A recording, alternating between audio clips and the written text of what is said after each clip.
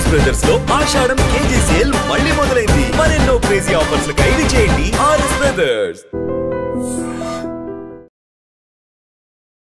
నాతో పాటు ఉన్న వ్యక్తి ఎవరంటే the Indian cyclist, A journey for generations.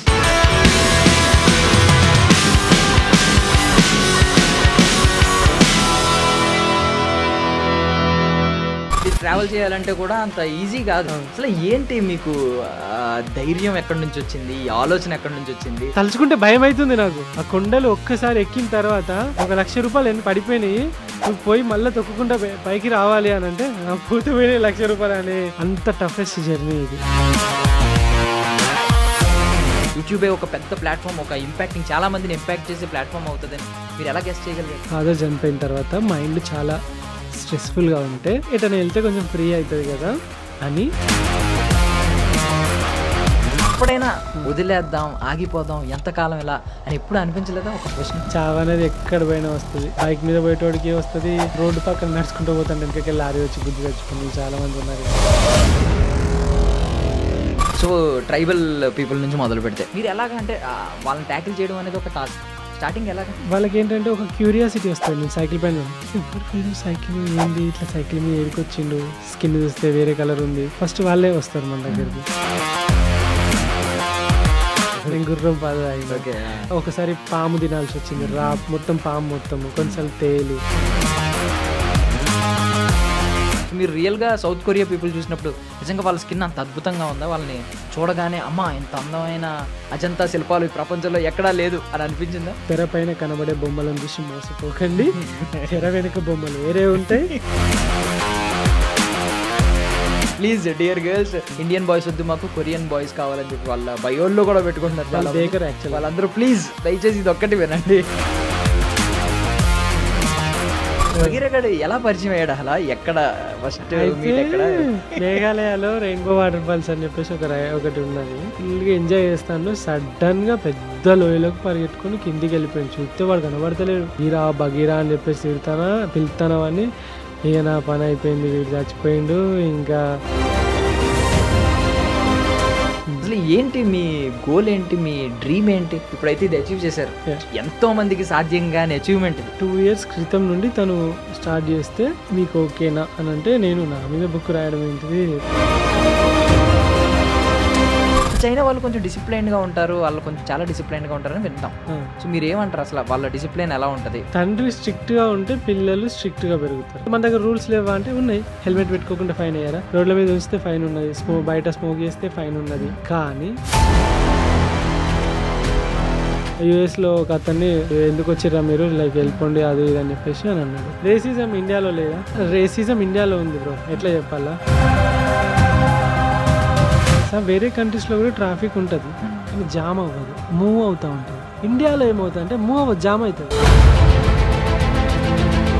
మీకు తెలుసా కొరియాలో ఒక బోర్డు పెట్టారు, Indians are not allowed to pub. వాళ్ళకి ఎంత బల్బ్ ఉండాలి? ఎందుకు అలా? నువ్వు మీ గర్ల్ ఫ్రెండ్ తీసుకొని పబ్కి పోయింది. నీకు తెలుసు మనల్ని సుక్క పడితే ఏం చేస్తారు వాళ్ళు. వేరే కంట్రీస్లో కూడా ఎవరైనా ఒకటి మన పైన రేసిజం చూపెడుతున్నాడు అని అంటే ప్రాబ్లము మనం క్రియేట్ చేసిందే. నాన్ వేషన్ గురించి వద్దాం. ఏంటి ఇప్పుడు నాన్ వేషన్కి మీకు యూట్యూబ్లో ఇంతవరకు ఒక్క వీడియో కూడా చూడలేదు అతనిది. ఇప్పుడు ఇండియన్ హెరిటేజ్ అంతటిని మీరు ఎక్స్ప్లోర్ చేసినప్పుడు ఏది మిమ్మల్ని బాగా షాక్ చేసింది? ఇండియా ఒక్కటి, మిగతా 190 సంథింగ్ 6 దేశాలు, అవన్నీ 195 దేశాలు ఒకటి తెలుసా. కానీ మన దేశంకి టూరిజం తక్కువ. ఎందుకు? మొన్న బ్రెజిలియన్ అమ్మాయి వస్తే ఆమెని చంపేసారు. బ్రెజిలియన్ కపుల్ వస్తే ఇద్దరు క్యాంప్ వేసుకుంటే పాపం రాత్రి వాడిని కొట్టి ఆమె 4-5 కలిసి బీహార్ సైడ్ రేప్ చేసేసారు. అటెన్షన్ ప్లీజ్, శ్రోతల కోసం, వీక్షకుల కోసం ఒక అద్భుతమైన ఇంటర్వ్యూతో నేనైతే మీ ముందుకు వచ్చాను అనమాట. Ladies and gentlemen, welcome to iDream media. నేను ప్రియదర్శన్. నాతో పాటు ఉన్న వ్యక్తి ఎవరంటే ఆయన సైకిల్ పట్టుకుని సీదా ప్రజల మనసుల్లోకి వెళ్ళిపోయాడు అనమాట. ఒకప్పుడు పెట్రోల్ బంకుల్లో, ట్రైబల్ ఏరియాల్లో పడుకున్న వ్యక్తి తర్వాత తెలుగు వాళ్ళు చాలామంది అతనికి గుండెల్లో చోటిచ్చారు. ఒక రా తెలుగు ట్రావెలర్ అని అతన్ని అంటూ ఉంటారనమాట. ఇంకో అతని మీద ఒక బుక్ కూడా రాబోతుంది, the Indian cyclist, A journey for generations. ఆయనే రంజిత్ అనమాట. రంజిత్ ఆన్ వీల్స్ చాలామందికి తెలుసు. నాతో పాటు ఉన్నారు, మాట్లాడేద్దాం. హాయ్ భయ్యా. Hi bro, how are you? బాగున్నారా? Super. So first of all చాలా హ్యాపీగా ఉంది. అంటే వీడియోస్లో, ఇన్స్టాగ్రామ్లో, సోషల్ మీడియాలో, ఫేస్బుక్లో రకరకాల చోట్ల చూస్తున్నాం. సో ఈరోజు స్టూడియోలో చూడడం చాలా ఆనందంగా ఉంది. సో భగీరథ్ మాత్రం మిస్ అయ్యాం. భగీరథ్ నేను కూడా ప్రతిరోజు మిస్ అవుతూ ఉంటా. యా, ఎందుకంటే వాడితో జర్నీ చేశాను కదా. ఇక్కడికి తీసుకొస్తే బాగుండేది, బట్ ఎక్కువసేపు ఉండడాడు. నాలాగనే ఇక్కడికి వెళ్ళి వెళ్దాం పద డాడీ అంటాడు. Super super. So first of all ఎక్కడి నుంచి మొదలు పెట్టాలో కూడా అర్థం కావట్లేదు. అంటే మీరు తిరిగిన ఇప్పుడు 2 కాంటినెంట్స్ కవర్ చేశారు. ఇప్పుడు 7 ఖండాల్లో 2 ఖండాలు కవర్ చేశారు. మిగిలిన 5 ఖండాలు కూడా నాకు తెలిసి కవర్ అయిపోతా ఉంటాయి. స్టార్ట్ అయింది కాబట్టి జర్నీ ఇప్పుడు బాగా పుష్ అవుతుంది. కానీ బట్ ఇనీషియల్ పాయింట్ నుంచి అడుగుతున్నాను, అసలు ఏంటి మీకు ధైర్యం ఎక్కడి నుంచి వచ్చింది, ఈ ఆలోచన ఎక్కడి నుంచి వచ్చింది, ఈ తెగువ, ఐ మీన్ ఒక కొత్తదనం ఇది అంతా. పైగా ఇది ట్రావెల్ చేయాలంటే కూడా అంత ఈజీ కాదు. చేతిలో పైసా ఉండాలి, దానికి తోడు దిమాక్ ఉండాలి, దిల్ ఉండాలి, ఒక దాన్ని ఏమంటారు ధైర్యం ఉండాలి.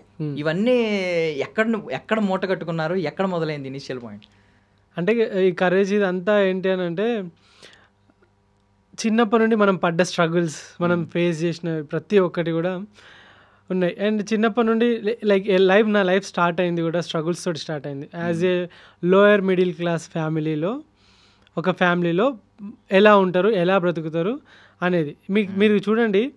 ఒక మంచి టాప్ క్లాస్ మంచి రిచ్ ఫ్యామిలీలో ఒకడు చిన్న పిల్లగాడు, వాడు ఎగ్జామ్లో ఫెయిల్ అయినా చిన్నగా ఏమైనా అయినా కూడా ఏమైనా టక్కున ఊరేసుకుంటాడు, సూసైడ్ చేసుకుంటాడు. ఎందుకంటే వాడికి అదే పెద్ద కష్టంలాగా కనిపిస్తుంది. కానీ మనం లైక్ ఎలా ఉంటుందంటే, మనం చిన్నప్పటి నుండి వాడు తిట్టి వీడు కొట్టి అట్లా చేసి ఇట్లా చేసి ప్రతి దానికి స్ట్రగుల్ అయ్యి మనం ఏం కొనాలన్నా ఏం తీసుకోవాలన్నా, ఒక పండగ బట్టలు కొనాలన్నా తల్లిదండ్రుల నుండి సాధించుకోవాలి, నాకు కొని అని చెప్పేసి. సో ఇట్లా ప్రతి ఒక్కటి స్ట్రగుల్. ఈ స్ట్రగుల్స్ తోటి స్టార్ట్ అయిన నా జర్నీ మెల్లిమెల్లిగా హాస్పిటల్లో కొంతమంది స్టోరీస్ చూసి వాటి నుండి ఇన్స్పైర్ అయ్యి తర్వాత ఈ రైడ్ స్టార్ట్ చేశాను. అండ్ లైక్ ఈ రైడ్ అనేది స్టార్ట్ చేసిన తర్వాత ఎప్పుడు కూడా ఆపాలి అని చెప్పేసి ఎప్పుడు అనిపించలేదు.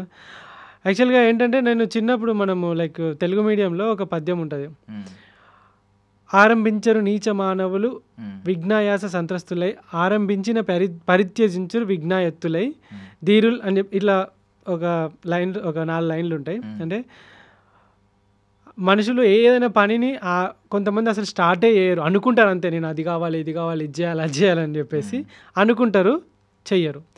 కొంతమంది మధ్యములు అంటే కొంతమంది స్టార్ట్ చేస్తారు, మధ్యలోనే వదిలిపెడతారు. కొంతమంది ఉంటారు స్టార్ట్ చేస్తారు, ఇంకా అది అయిపోయేదాకా వదిలిపెట్టరు. సో ఏంటంటే అప్పుడు అనిపించేది నాకు, ఏదైనా పని స్టార్ట్ చేస్తే దానిలో మనము ఎప్పుడు కూడా మధ్యలో గివప్ ఇవ్వకూడదు. ఇస్తే మనం ఓడిపోయిన దాని కిందకే లెక్క.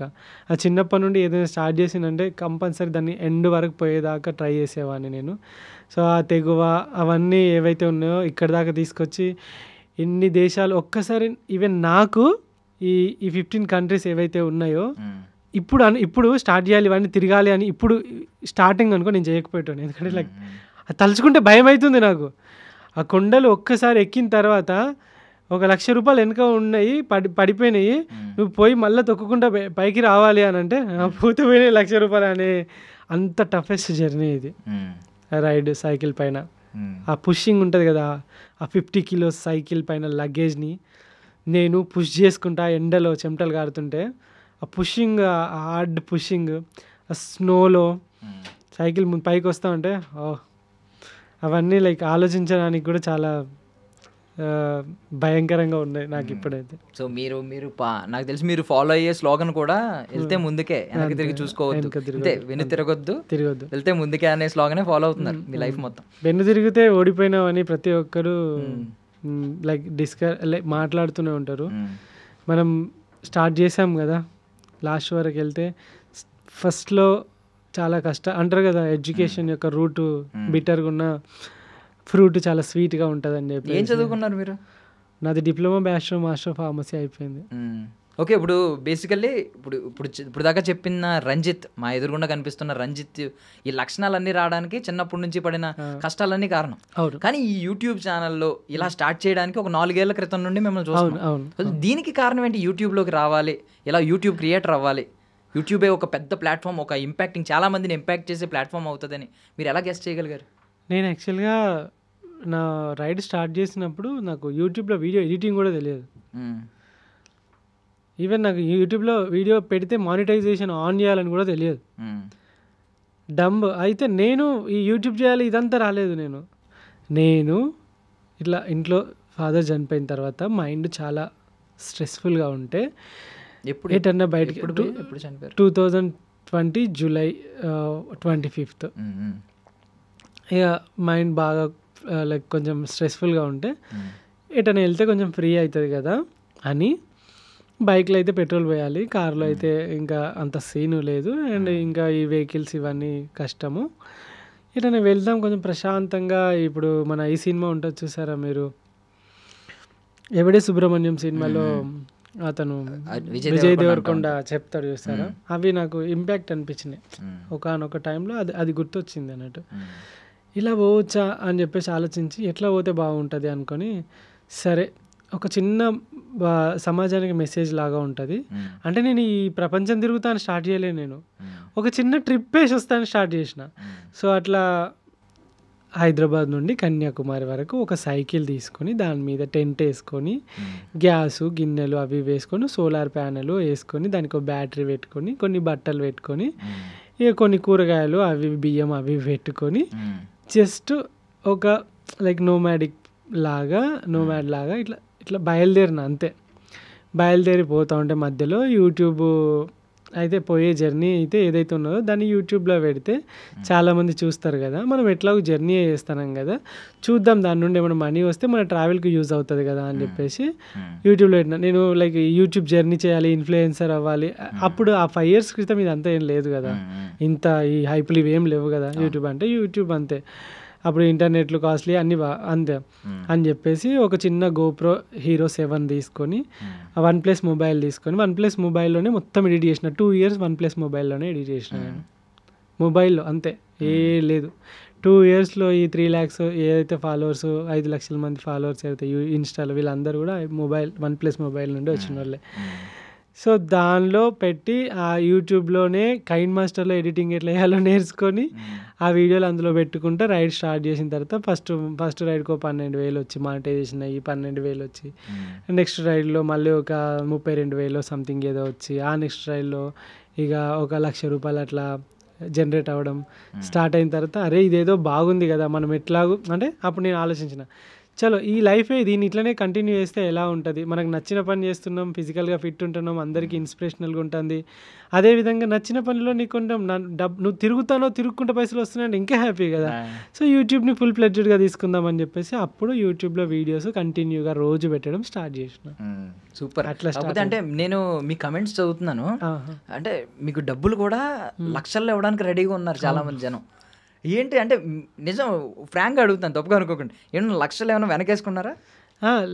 మీకు అంటే ఇంట్లో ఉంటే ఆ వచ్చిన లక్షల్ని వెనకేయచ్చు. ట్రావెల్లో ఉంటాం కదా, ట్రావెల్లో రోజు ఫుడ్ తినాలి, రోజు 2 రోజులకు 3 రోజులకు ఒకసారైనా హోటల్ తీసుకోవాలి, ఎందుకంటే స్నానం చేయాలి, అండ్ సెల్ పవర్ బ్యాంకు కెమెరాలు అన్నీ ఛార్జింగ్ పెట్టించుకోవాలి, అండ్ ఇంకా వైఫై కావాలి ఎందుకంటే వీడియోస్ అప్లోడ్ చేయడానికి.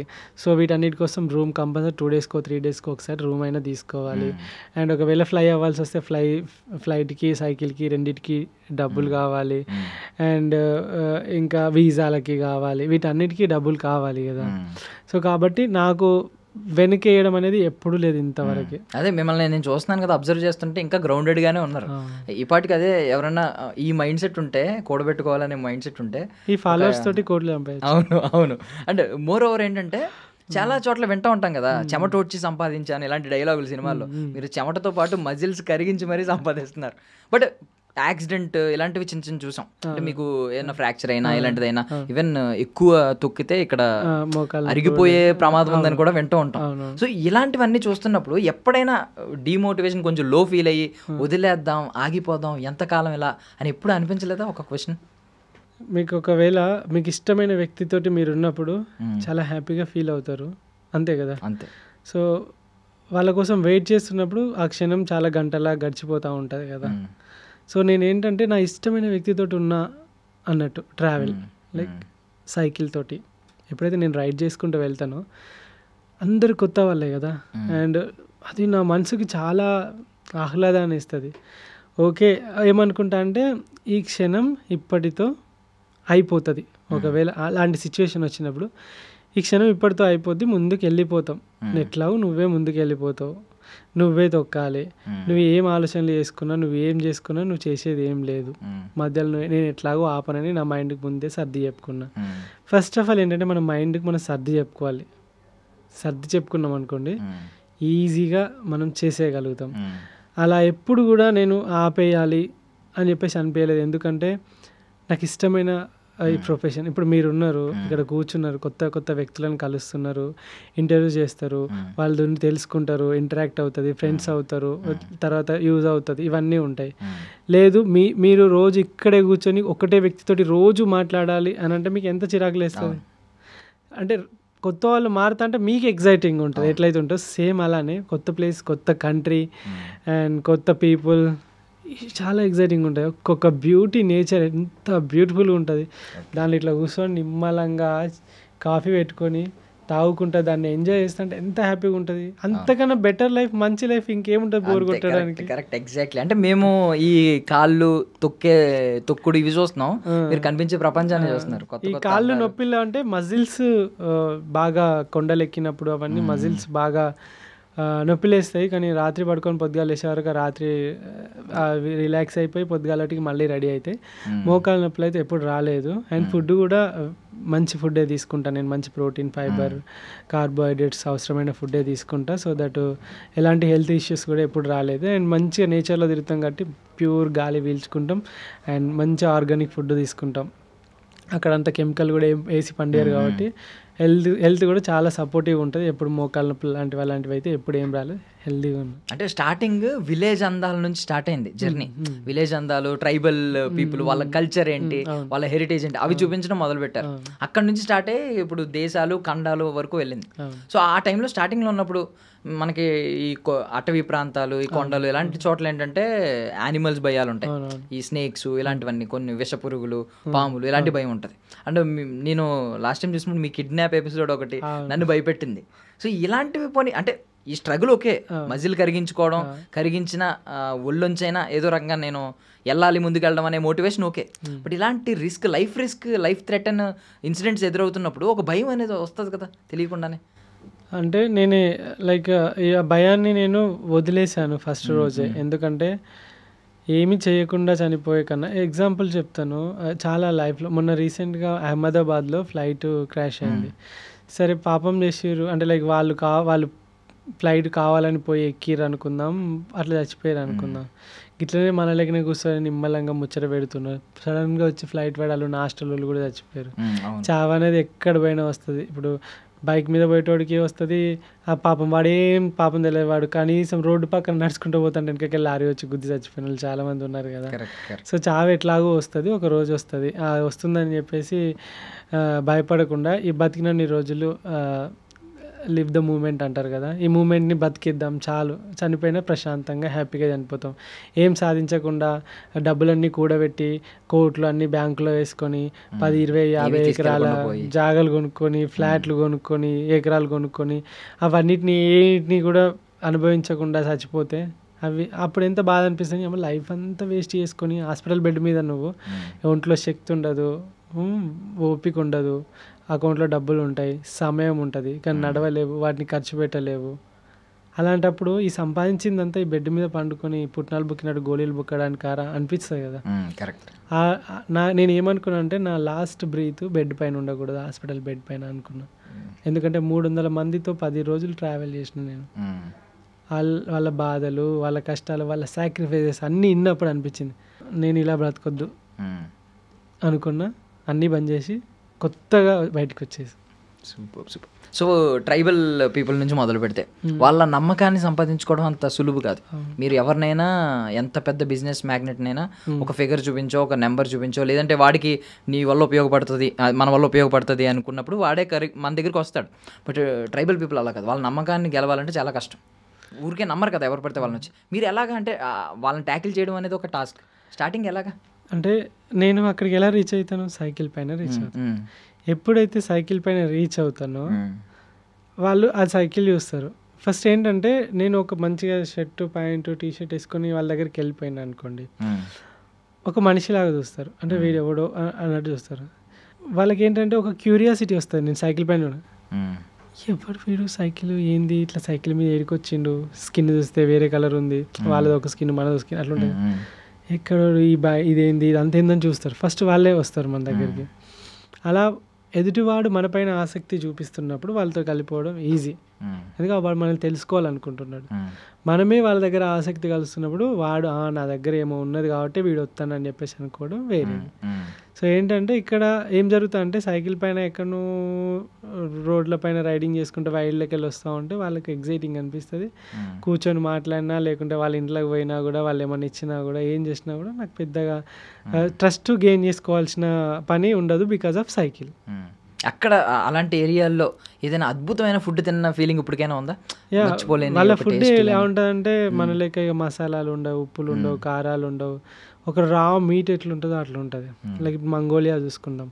మంగోలియాలో నాకు చాలా మంది వండి పెట్టిర్రు. జస్ట్ నీళ్ళల్లో రైస్ వేసిర్రు, మటన్ వేసిర్రు, మటన్ మొత్తం వేసేసిర్రు, మంచిగా ఉడికిచ్చిర్రు, తీసుకొచ్చి పెట్టిర్రు. అది నాకు లైక్ ఎంత రాప్ టేస్ట్.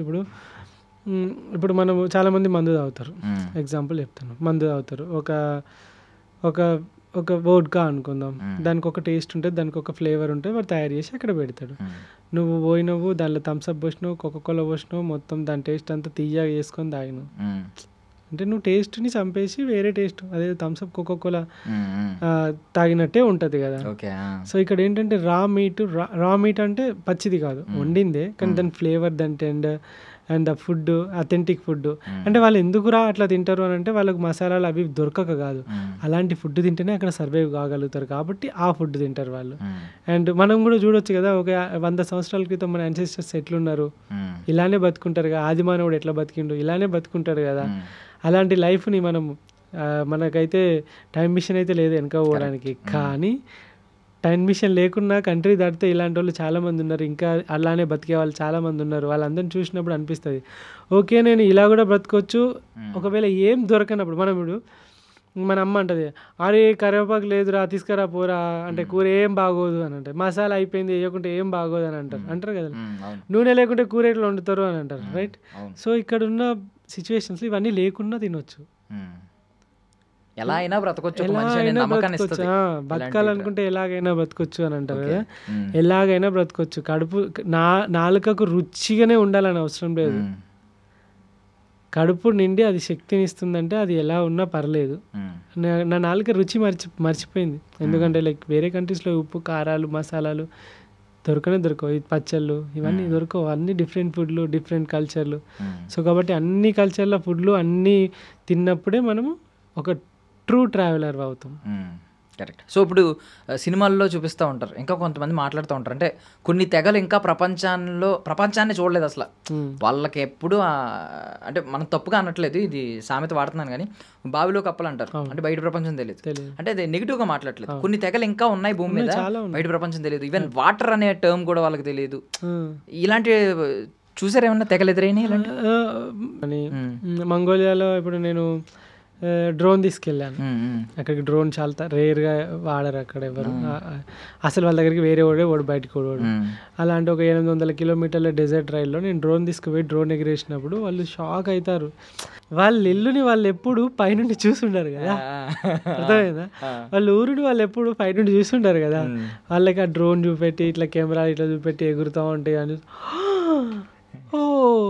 చాలా హ్యాపీగా ఫీల్ అవ్వడం. వాళ్ళందరికీ అది వాళ్ళ మొబైల్ ఏమైనా ఉంటాయి కూడా వాళ్ళకి అవి ఫుటేజ్ ఇవ్వడము, అవన్నీ చూపెట్టినప్పుడు వాళ్ళు అసలు మనకు తెలియదు అలాంటిది ఒకటి. అండ్ నేను కూడా లైక్ ఇప్పుడు కొన్ని రెస్టారెంట్లలో ఇట్లా పోగానే అది రోబో వచ్చేసి ఫుడ్ తెచ్చి ఇచ్చిన తర్వాత అది అట్లనే నిలబడి చూస్తూ ఉంటాను అన్నట్టు. అరే ఇదేంది ఇట్లా చూస్తాను, నాకు ఫస్ట్ టైం చెప్పాను ఏంది ఇంకా చూస్తాను పోతలేదు అని అంటే అక్కడ ఇట్లా దాన్ని క్లిక్ చేయాలి థ్యాంక్ యూ అని చెప్పేసి, క్లిక్ చేస్తేనే పోతాను, అంటే ఇట్లా క్లిక్ చేయగానే థ్యాంక్ యూ అని పోతుంది. నేనేమో అది చూస్తాను, అది ఇంకా పోతలేదని నేను చూస్తాను, లాస్ట్గా పక్కన ఉన్న వాళ్ళు ఇట్లా క్లిక్ చేయపోతాను అంటే క్లిక్ చేయగానే పోయింది. సో లైక్ ఇవన్నీ different kind of experiences, like టెక్నాలజీతో పోల్చుకున్నా లేకుంటే మొత్తం వెనక టెక్నాలజీ లేకుండా ఇండియా ఒక 100 సంవత్సరాల క్రితం ఎట్లుందో మంగోలియా అట్లా ఉండేది అన్నట్టు. ఏం కంబోడియా కూడా కొంచెం అంత డెవలప్డ్ కాదు, అది కూడా కొంచెం వెనకాల ఉన్న కంట్రీయే.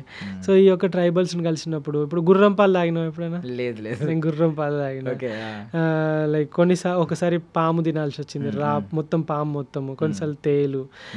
సో ఇలాంటి different kind of foods, different kinds of like గుర్రం పాలతోటి వాళ్ళు అది చేస్తారు, ఉరుక్ అని అంటారు. అది ఒక పర్మెంటెడ్ ఆల్కహాల్ లాగా ఉంటుంది, ప్రోబయాటిక్ ఫుడ్ అన్నట్టు. అది డ్రింక్ కూడా ఉంటుంది, తాగితే ప్రోబయాటిక్ మస్తు ఉంటుంది, స్టమక్ హెల్త్ అంతా గట్ హెల్త్ చాలా బాగుంటుంది. అలాంటివి ఇప్పుడు కొరియాలో చూసుకుంటే కిమ్చి అని చెప్పేసి ప్రోబయాటిక్. మనం ఎట్లనైతే మనకు ప్రోబయాటిక్ ఉంది ఏంటంటే పెరుగు, మనం ఎట్లనైతే పెరుగు తింటాం వాళ్ళు ఎవరు పెరుగులు తినరు, అస్సలు తినరు, ఎవరు ఎక్కడ చూడలే నేను. సో అలా డిఫరెంట్ కైండ్ ఆఫ్ ఫుడ్లు, కల్చర్లు, ఓకే ఇవి ఇట్లా కూడా ఉంటాయి అంటే ప్రజలు ఏదో ఒకటి తయారు చేసుకొని ఉన్నారు, ఒక్కొక్క కంట్రీలో ఒక్కొక్క లాగా ఉన్నారు అని చెప్పేసి. ఇప్పుడు కంబోడియా లాంటి కంట్రీలో కుక్కలను వియత్నాం, కంబోడియా కుక్కలను కాల్చుకోగా చూసిన. కుక్కలు ఏంటంటే మన మేఘాలయ పైన ఈ అటు సైడ్ నాగాల్యాండ్లో కూడా కుక్కలను తింటారు, పాములను తింటారు, మన వాళ్ళు కప్పలను అన్నిటినీ తింటారు. సో దట్ లైక్ అది మనం రెస్పెక్ట్ చేయాలంతే. ఎప్పుడు ఫుడ్ని గలీజ్ అని ఎప్పుడు అనకూడదు అన్నట్టు. ఇవన్నీ నేర్చుకున్నా, ఏది దొరికినా తినేసి, లైక్ మరీ అంత వైల్డ్గా ఏం తినలేదు, బట్ ఏది దొరికినా తినేసి లైక్ సర్వైవ్ అవ్వడము, ఇలా కూడా బ్రతకొచ్చు అని చెప్పేసి. కొన్నిసార్లు ఒంటరిగా 1000 కిలోమీటర్ల రైడ్, ఇదంతా నేర్పిస్తుంది కదా లైఫ్. అంటే నువ్వు జర్నీ చేస్తున్నావు అని అంటే ఆల్వేస్ బస్సులో ఎక్కి, ఫ్లైట్లో ఎక్కి, సిటీలో దిగి, హోటల్లో వండి, ఆడున్న ఫేమస్ ప్లేసెస్ చూసి మళ్ళీ సిటీ ఎక్కి అట్లా కాకుండా రియల్ సైడ్ ఎక్కడ ఉంటుంది, విలేజెస్లో ఉంటుంది. రియల్ సైడ్ ఎక్కడ ఉంటుంది, రోడ్ల పైన ఉంటుంది. రియల్ సైడ్ ఎట్లుంటుంది, ట్రైబల్స్ ఇలాంటి ప్లేసెస్లో ఉంటుంది. సో రియల్ సైడ్ని ఎక్స్ప్లోర్ చేయాలంటే నువ్వు నడవాలి, లేకుంటే సైక్లింగ్ చేయాలి. కరెక్ట్. అంటే ఇప్పుడు ఎంత పెద్ద పెద్ద డిజైనర్స్ ఉంటారు, లైక్ ఇంటీరియర్ డిజైనింగ్ నేర్చుకున్న వాళ్ళు, ఎక్స్టీరియర్ వాళ్ళు, సివిల్ ఇంజనీర్స్ కావచ్చు, ఆర్కిటెక్ట్స్ కావచ్చు, వాళ్ళందరి డిజైన్ల కంటే గొప్ప డిజైన్ దేవుడు చేసింది కాబట్టి, నేచర్ కాబట్టి. స్వచ్ఛమైన మనుషులు, స్వచ్ఛమైన ప్లేసెస్ అన్నీ మనం ట్రైబల్ ఏరియాస్ కావచ్చు, విలేజెస్ కావచ్చు, అక్కడే చూడగలుగుతాం. సో మీరు ఈ ఎక్స్పీరియన్స్ అంతా బాగుంది. సో నెక్స్ట్కి వెళ్ళిపోతే మన భగీరా గాడి గురించి మాట్లాడతాం. మేము గాడు అంటాం ఎందుకంటే మాకు వాడు అందరికీ తమ్ముళ్ళగా, మాకు బాగా close. So first of all Bhagira గాడు ఎలా పరిచయం అయ్యాడు, అలా ఎక్కడ ఫస్ట్ మీట్ ఎక్కడ? సార్ ఇండియాలో రైడ్ చేస్తున్నా కదా, కన్యాకుమారి అయిపోయింది, గోవా అయిపోయింది, లదాఖ్ అయిపోయింది. అయిపోయిన తర్వాత లదాఖ్లో ఒకసారి ఏంటంటే లదాఖ్ వెళ్తున్నప్పుడు ఒక రైల్వే స్టేషన్లో ఒక చిన్న కుందేలు, ర్యాబిట్ ఇట్లా పిల్లలు పుట్టింది, తల్లి చనిపోయింది. దాన్ని తీసుకున్నాను అన్నట్టు. తీసుకున్నాక నాకు పెట్స్ పైన చాలా ప్రేమ వచ్చేసింది. అరే దీన్ని మనతో తీసుకుపోతే ఎలా ఉంటుంది అని చెప్పేసి అనిపించింది రైడ్కి. అయితే అప్పుడు నేను లదాఖ్ వెళ్తున్నా, ట్రైన్లో ఉన్నప్పుడు నాకు అంటే లదాఖ్ వెళ్ళట్లేదు. సో లదాఖ్ రైడ్కి ఉన్న ట్రైన్ దగ్గర అది కనబడ్డది. సో దీన్ని తీసుకుపోవడం ఎందుకులే, చిన్న బేబీ కొంచెం పెద్ద అయినాక తీసుకెళ్దామని చెప్పేసి అని అనుకున్నా. సో నేను లదాఖ్ రైడ్ వచ్చేసే వరకు కొన్ని రోజులకు రోజు వీడియో కాల్ అట్లా చనిపోయింది వాడు, చిన్న ర్యాబిట్. పెద్దగా అయింది కొంచెం, చనిపోయింది వాడు బ్లోటింగ్ అయ్యి. ఇంకా తర్వాత మస్తు ఏడ్చిన, మస్తు బాధపడ్డా, అయ్యో ఇట్లా అయిపోయింది ఏంది అని చెప్పేసి. ఇంకా నేనేం చేసిన, లదాఖ్లో ఈ లదాఖ్ రైడ్ అయిపోయింది, రాజస్థాన్లో ఉన్న అప్పుడు ఫిక్స్ అయిపోయినా నేను నెక్స్ట్ రైడ్ కంపల్సరీ వాడి ప్లేస్లో ఒకరిని తీసుకెళ్ళాలి. సో మనకు ర్యాబిట్స్ అంటే అంత తెలియదు, కుక్కల చేతులలో పడితే నమిలి మింగేస్తాయి. డాగ్స్ తీసుకుందాము, ఏదైనా ఒకటి స్ట్రాంగ్ ఉండాలి, అది ఎనర్జెటిక్ ఉండాలి, ఎలాంటి రోగాలు రావద్దు అన్నప్పుడు జాక్ రస్సెల్ టెరియర్ బగీరా వచ్చేసి వాడి యొక్క బ్రీడ్. అది ఇండియాలో దొరకదు. బ్రీడ్ ఒకసారి చెప్పండి. Jack Russell terrier. ఓకే, ఎక్కడ దొరుకుతుంది ఎక్కువ? ఇంగ్లాండ్ బ్రీడ్ అది. ఓకే. సో అప్పుడు నా సైకిల్ మీద వాడే కంఫర్ట్ ఉంటాడని చెప్పేసి ఇంగ్లాండ్ నుండి వాడిని ఇండియాకి తెప్పించినాం. ఇండియాకి తెప్పించి వాడికి 6 months దాకా వాడితోటి ఉండి ఆడుకొని, వాడితో కరిపించుకొని, వాడిని మంచి ఒక కొడుకులాగా మొత్తం చూసుకొని అంతా అలవాటు అయిపోయిన తర్వాత 6 monthsకి వ్యాక్సిన్స్ అయిపోయిన తర్వాత ఏవైతే ఉన్నాయో వ్యాక్సిన్ చేయించి అప్పుడు వాడి కోసం సైకిల్ మీద ఎక్స్ట్రా బెడ్, సైకిల్ మీద మంచి కేజు, తర్వాత వాడి కోసం ఫుడ్, మొత్తం మటన్ అంతా మంచిగా ఎండబెట్టి డ్రై మటన్ తీసుకొని వాడికి ట్రీట్స్ లాగా అలవాటు చేసుకొని అదంతా సైకిల్ మీద ఎక్కించుకొని వాడిని 8,000 కిలోమీటర్లు 8 స్టేట్లు నార్త్ ఈస్ట్ 6 నెలలు హైదరాబాద్ నుండి China border, Sikkim Nathula pass China border దాకా అవన్నీ సైకిల్ మీద రైడ్ చేసుకుంటూ తీసుకొని పోయినా. బట్ మీరు మోసం చేస్తున్నారు యూట్యూబ్ సబ్స్క్రైబర్లు అందరినీ. అంటే సోలో ట్రావెలర్ అంటున్నారు మీరు. సోలో ట్రావెలర్ ఎలా? మా భగీరా గాడి వాడిచ్చే కంపెనీ కంటే పెద్ద కంపెనీ ఎవరిస్తారు అసలు? వాడు ఉంటే ఎంత బాగుంటుంది రైడ్లలో అనుకుంటా, కానీ మిగతా కంట్రీస్లో మీకు తెలుసు వీసాస్ ఉండవు, కొన్ని కంట్రీస్లో వేరే బ్రీడ్స్, వేరే స్పీసీస్, కొన్నిసార్లు మొక్కలు, సీడ్స్, మనోళ్ళు పప్పులు గిప్పులు తీసుకుపోతేనే పడేస్తారు ఎయిర్పోర్ట్లో. అలాంటి చాలా కష్టాలు ఉంటాయి. అండ్ వాడిని తీసుకెళ్ళిపోయి నేను ఇబ్బంది పెట్టడం ఎందుకు? ఫ్లైట్లో వెళ్ళాలంటే వాడు కింద కార్గోలో 10 గంటలు ఉండాలి. అది నాకు నచ్చలేదు. కార్గోలో ఒంటరిగా ఎంత భయపడతాడు వాడు. ఇంట్లో ఎప్పుడు ఒంటరిగా వదిలిపెట్టలే, ఇంతవరకు వానికి బెల్టేజ్ కట్టేయలేదు ఇంట్లోనే. అలాంటివన్నీ తీసుకుపోవడం నాకు ఇష్టం లేదు. అందుకని చెప్పేసి వాడు ఇంట్లో హ్యాపీగా ఉంటాడు. ఇప్పుడు వాడికి 5 సంవత్సరాలు వచ్చినాయి, మంచిగా వాడు కూడా కొంచెం ఓల్డ్, లైక్ మంచిగా దగ్గరకు వచ్చింది, మంచి 30 ఏజ్లో ఉన్నాడు వాడు, 30-35 ఏజ్లో ఉన్నాడు. ఓకే, ఈ టైంలో ఏముంటుంది వాడికి, మంచిగా కృష్ణారామ అనుకుంటే బట్ మన అంటే మీకు ఈ జర్నీ మొత్తంలో వెళ్తున్నప్పుడు చాలా ప్రమాదాలు ఎదురై ఉంటాయి. ఎదురైనప్పుడు మనం ఇప్పుడు డాగ్స్ మనకంటే ముందే పసిగడతా ఉంటాయి అంటారు. అంటే కొన్నిసార్లు అది మిమ్మల్ని ఆపే, అదే ఎవరన్నా మిమ్మల్ని మీ మీద అటాక్ చేయబోతున్నా అది ఆపే సిచ్యువేషన్స్ ఉంటాయి, ఖచ్చితంగా ప్రొటెక్ట్ చేస్తుంది. సమ్ టైమ్స్ ఏంటంటే దానివల్ల మీకు కొన్ని సమస్యలు ఎదురవుతాయి. సో వీటి గురించి ఏమన్నా షేర్ చేసుకుంటారా? వాడు ఎట్లాంటి వాడు అంటే, నేను గంగలు కలిసిన పైన పర్లేదు, వాడి పని వాడిదే. మేఘాలయలో రెయిన్బో వాటర్ ఫాల్స్ అని చెప్పేసి ఒకటి ఉన్నది. ట్రెక్కింగ్ అరౌండ్ చాలా 20-25 ఉంటాయి కావచ్చు, అప్ అండ్ డౌన్ ఏమో. పోతాను ఇక బెల్ట్, అక్కడ ఏం లేవు, జంతువులు గిట్ల ఏం లేవు, బెల్ట్ ఎందుకులే. వాడు మంచి పోరాడు, వాడు మంచి 1 year ఉన్నది వానికి అప్పుడు. ఇక ఫుల్గా ఎంజాయ్ చేస్తాడు. సడన్గా పెద్ద లోయలోకి పరిగెట్టుకొని కిందికి వెళ్ళిపోయాడు. చూస్తే వాడు కనబడతలేడు. వీడు ఎటుపోయినరా, బగీరా అని చెప్పేసి పిలుతానా అని. ఇక నా పని అయిపోయింది, వీడు చచ్చిపోయిండు. ఇంకా వీడిని తీసుకుపోయినందుకు అందరు నన్నే తిడతారు. వానికి ఏమైనా అయితే అందరు వానికి బిగ్ ఫ్యాన్స్ ఉండే. ఇక ఇచ్చా బాబాయ్ అనుకున్నా, పోయిండు. వాడు ఏం చూసిండంటే పక్షిని చూసిండు. ఆ పక్షిని పడదామని ఆ లోయలోకి వెళ్ళిపోయిండు. బగీరా అని చెప్పేసి మొత్తుకొని ఆడ కూర్చొని అంటే నేను దిగలేను అల్లకు అలాంటి లోయ. వాడు ఎట్లా వచ్చిండో మళ్ళీ వచ్చిండు పైకి.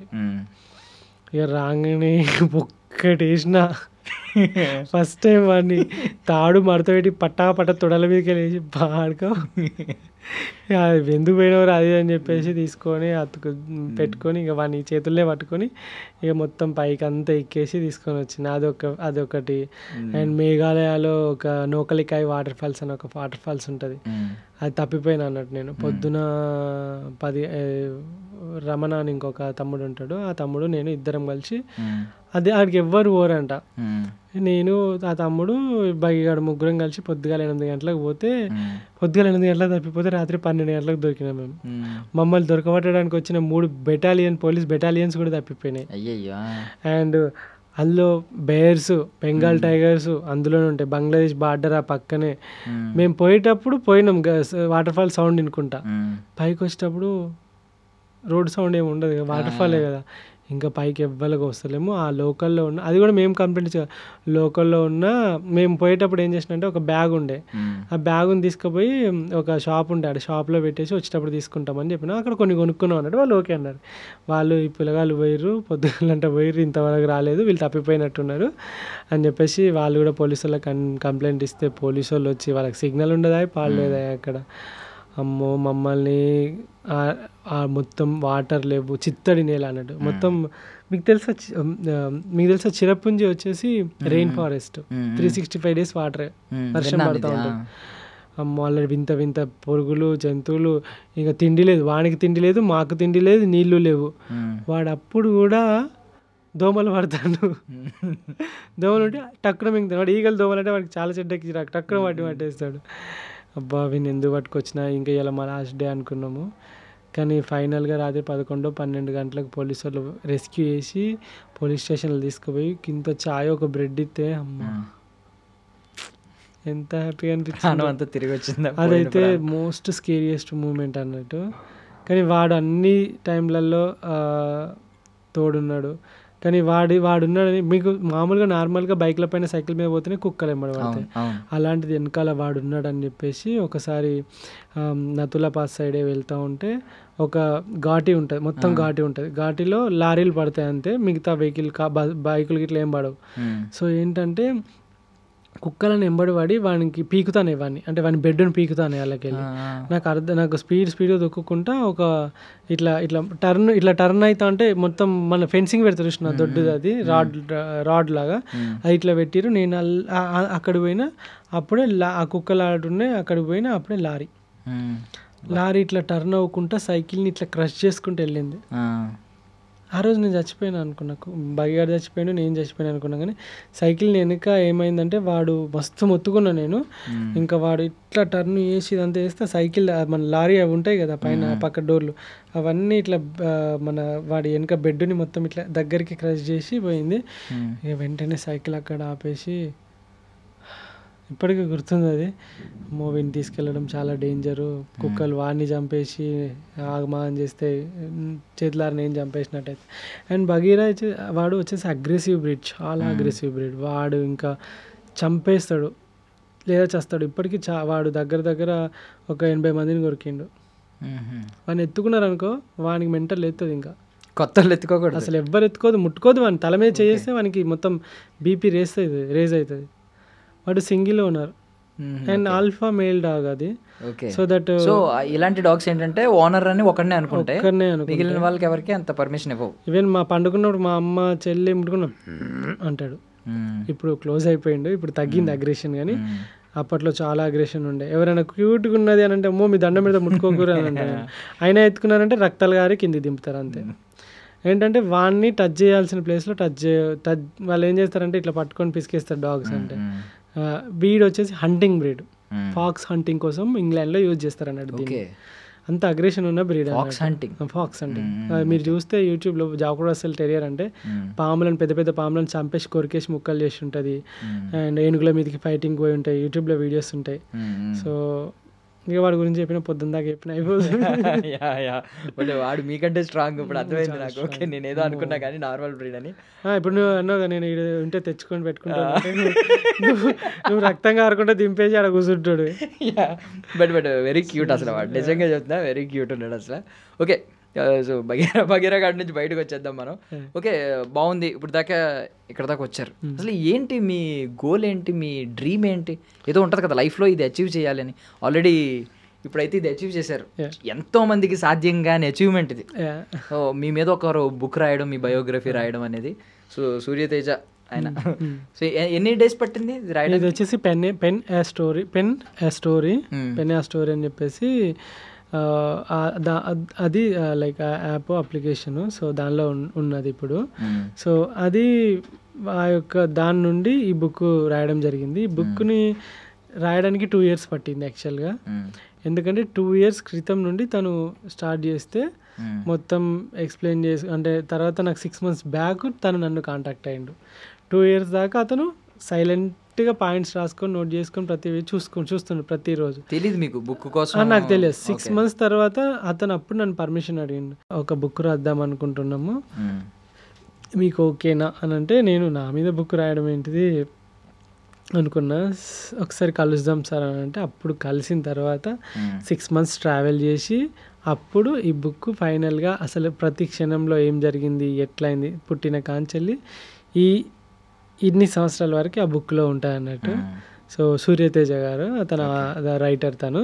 సో తను ఆ బుక్ని రాసిండు. అది ఎట్లుంటుంది అని ఎగ్జైటింగ్గా నేను కూడా ఉన్నా, చూస్తున్నా. లైక్ ఫోటోలు ఉన్నాయి, ఇంకా ఇప్పుడు వస్తుంది, ఇంకో 4-5 రోజులలో వచ్చేస్తుంది. యాక్చువల్లీ అమెజాన్లో రిలీజ్ అవుతుంది. బట్ నేను కూడా రివీల్ చేయాలనుకోవట్లేదు లోపల. బట్ టైటిల్ కవర్ పేజ్ ఒకటే మాత్రం చాలా ఇంప్రెస్ చేసింది.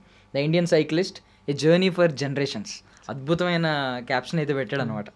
సూపర్. చాలామందికి ఇది లైఫ్ టైం డ్రీమ్, ఒక వాళ్ళ మీద ఒక బుక్ రాయడం ఏంటి, వేరే వాళ్ళు అసలు పెద్ద వాళ్ళకే సాధ్యం. యాక్చువల్లీ ఎవరి బుక్ వాళ్ళు రాసుకుంటారు. అవును, కానీ వేరే వాళ్ళు రాయడం అనేది చాలా గ్రేట్. అండ్ చిన్నపిల్లలు, వీలైతే చిన్నపిల్లలు చదివితే బాగుంటుంది అది.